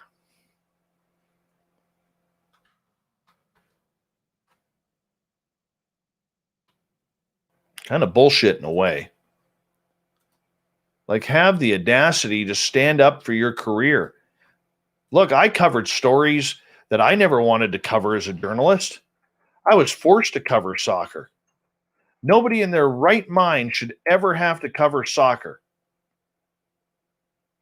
Satan's sport. Okay? I had to. I hated it. I hated every moment of it. I thought, what bigger waste of time in my life right now than covering soccer? And many times I said to my fellow colleagues in the press box of a Vancouver Whitecaps game where I said, God hates me. God hates me right now. Okay? If sport were religion, soccer would be the Antichrist. Okay? It's true. We all cover, as journalists, we all cover stories that we hate. You shut the fuck up and you get the job done.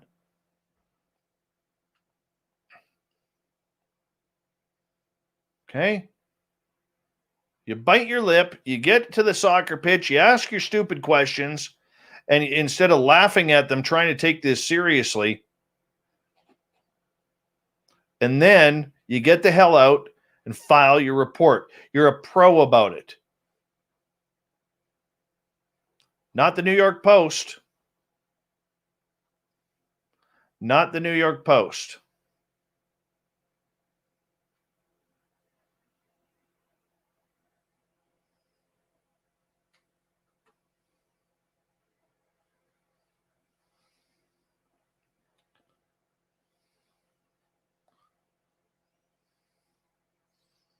Mm-hmm.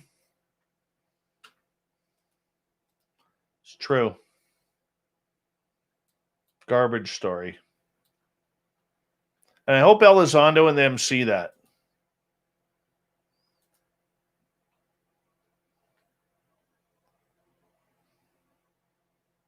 I really do.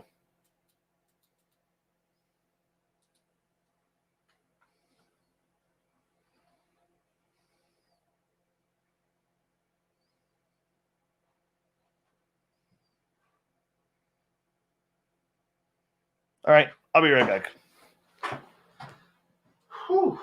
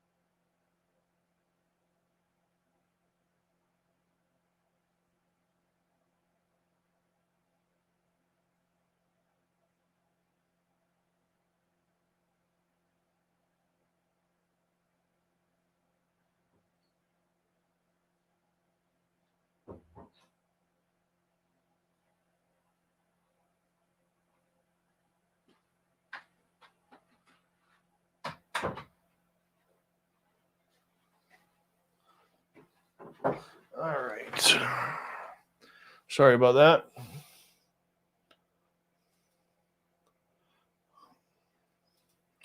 Any questions about this? Put them in capital letters so I can read them because I am multitasking right now. If you don't mind, that would make life a lot easier.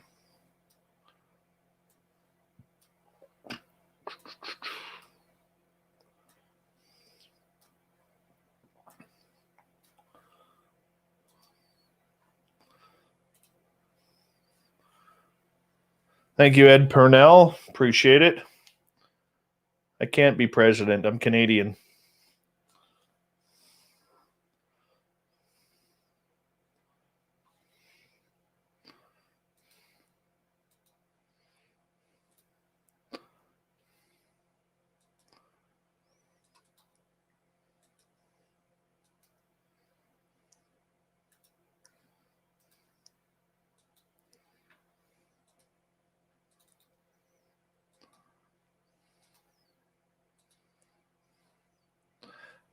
Like, if they don't believe the story, okay, that's fine. Prime Minister. That's fine. They don't have to believe the story. Okay? They don't.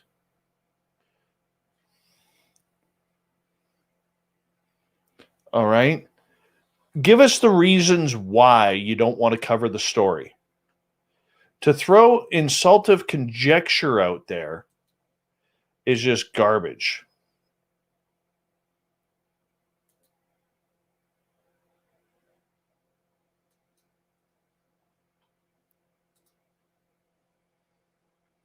Okay? It's garbage.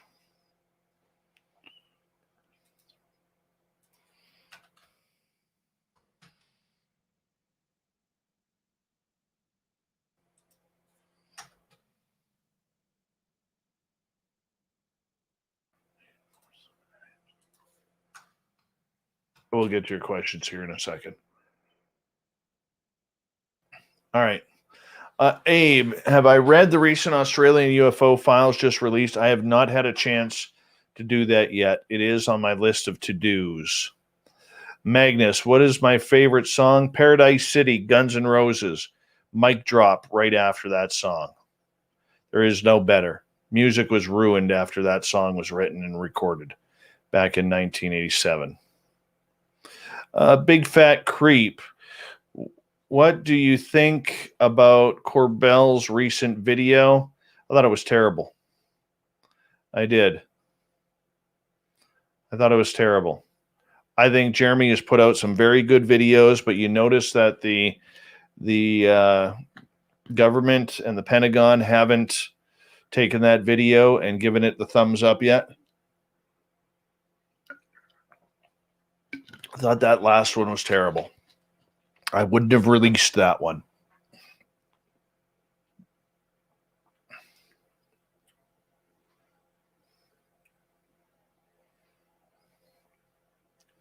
Philip, good point. The UAP report mentions the problem of stigma twice.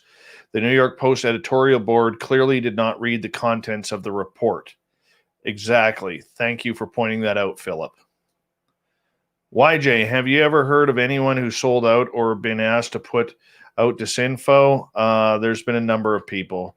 Rick Doty is one of them. He self-admitted that.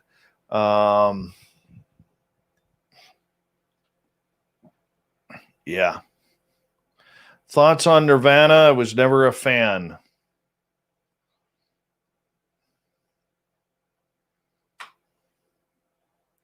Never got into them. How are the fires?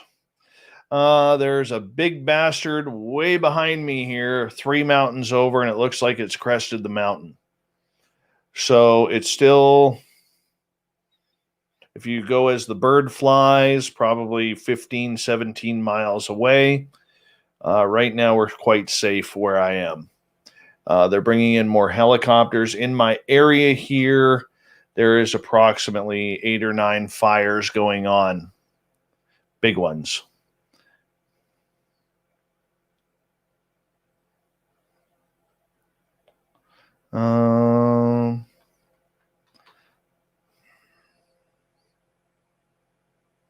I'll show you one picture from today. Let me just find it here. See if I can, where did I put it?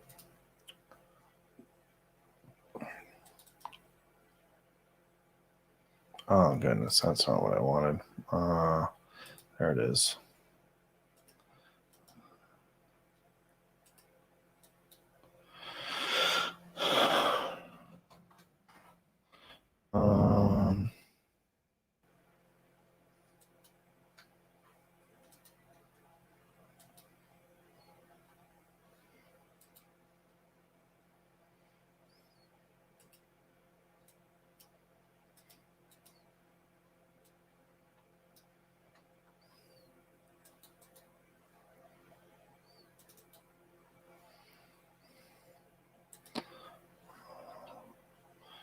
Let me zoom this out.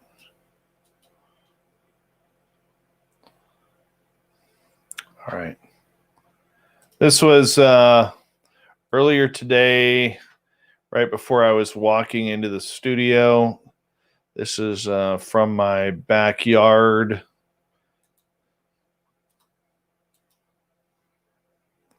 And let me just get rid of that comment. That's one cloud right there. That's all fire smoke. That's big.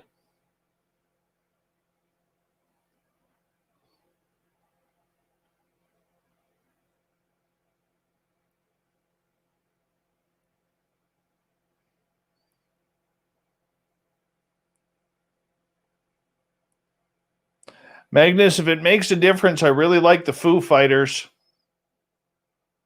Really like the Foo Fighters. Air quality is good. Let's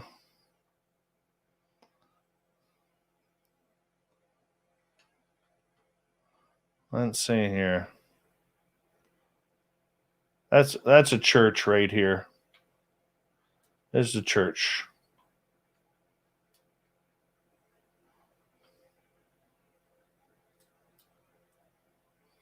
Pretty big, eh? Yeah, that's pretty massive.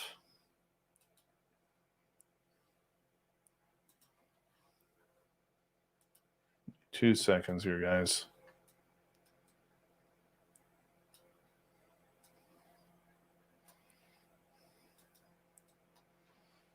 We'll close that off.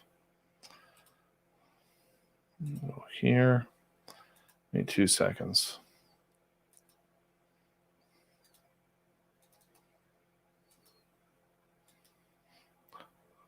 The guy I feel sorry for is Stephen Greenstreet, who's done 15 miles, about 28 kilometers. Somewhere around there, 27 kilometers. Stephen Greenstreet has done a good job in trying to get this story opened up and get the narrow minds of the New York Post to open up their minds and realize that this is a pretty big story.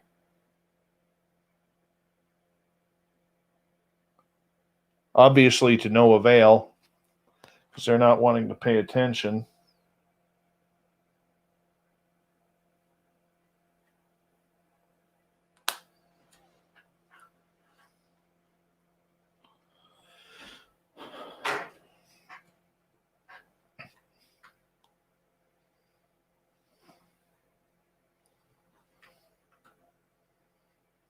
Alien Believers, how you doing?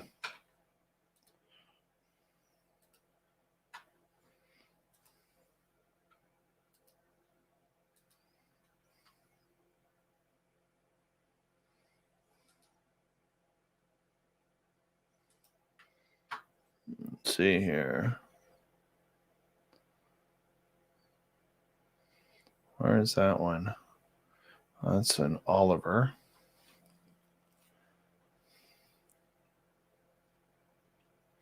Let's see what else is on here.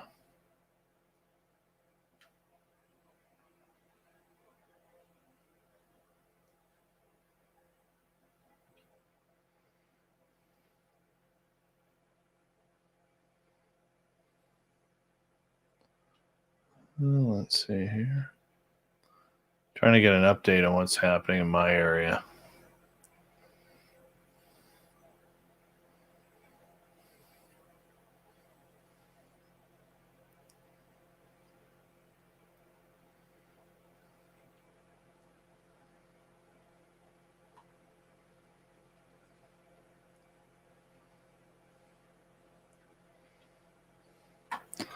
Move this over and I'll show you guys. Where are we here?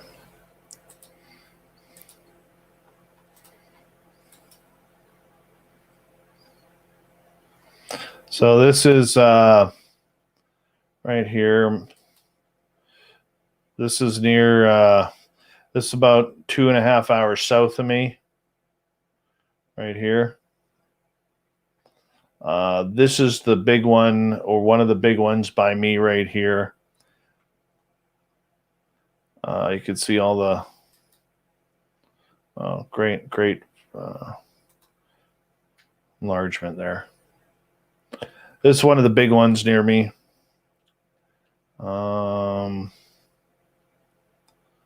Let's see here. South of me.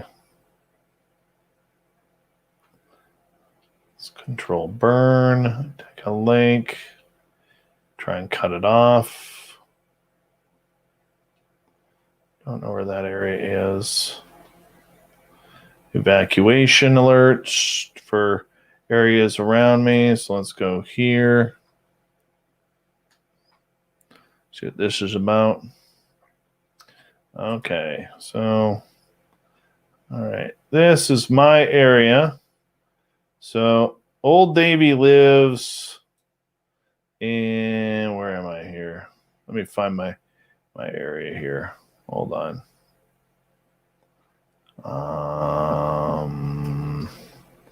There's the highway.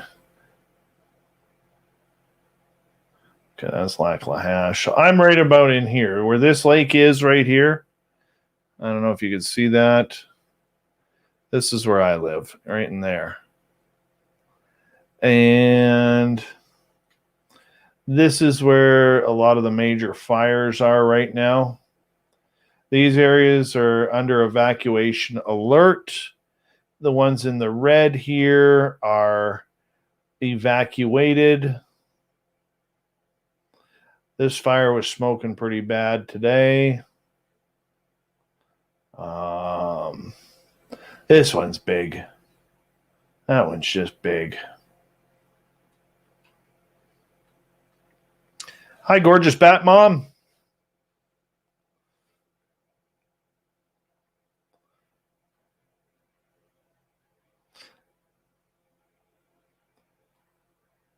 Thanks, J Fox Hunter. Appreciate that. Fire started by lightning, not human made.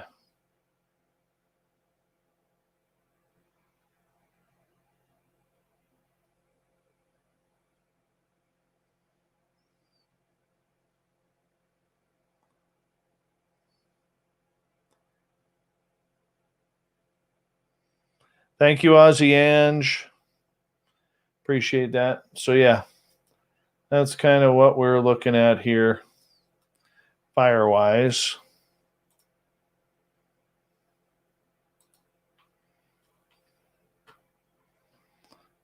Cool, eh?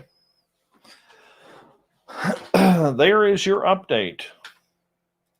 That one's done. That one's done. Share this one.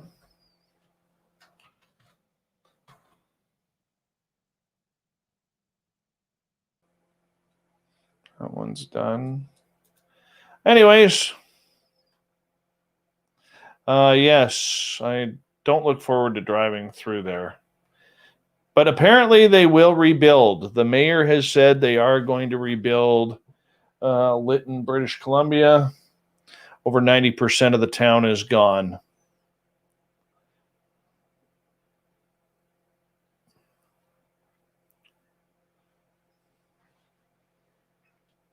Sad. Really, really sad. It very much is. Tomorrow night on the show, we have the wonderful and talented Geraldine Orozco and the Spiritual You, 9 p.m. Pacific, midnight Eastern. Big thank you to everybody tuning on in tonight. Really appreciate that. Thank you to all the veterans out there who are watching us on a nightly basis. We love you. All the super chatters, YJ, Ed, Chad, Magnus, a bunch of times, Andrew, Rob, Lynn, Michael, Donna, Tim, Snakes, Heidi, Anthony, Cat Chaser, Ed Clater. We really appreciate the support and the love. Have I ever been to the town that burned down? Yes, Philip. Every time I go down to the coast to see my parents or my daughter. Yeah.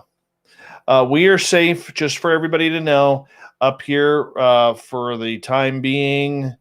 We are very safe. About half a mile behind me, that's where the runway is, where all the helicopters are lined up, the water bottoming helicopters, and they're doing an incredible job. They really are. So that's the way it goes. We'll see you all tomorrow night, 9 p.m. Pacific, midnight Eastern. Much love to each and every one of you. Take care and good night.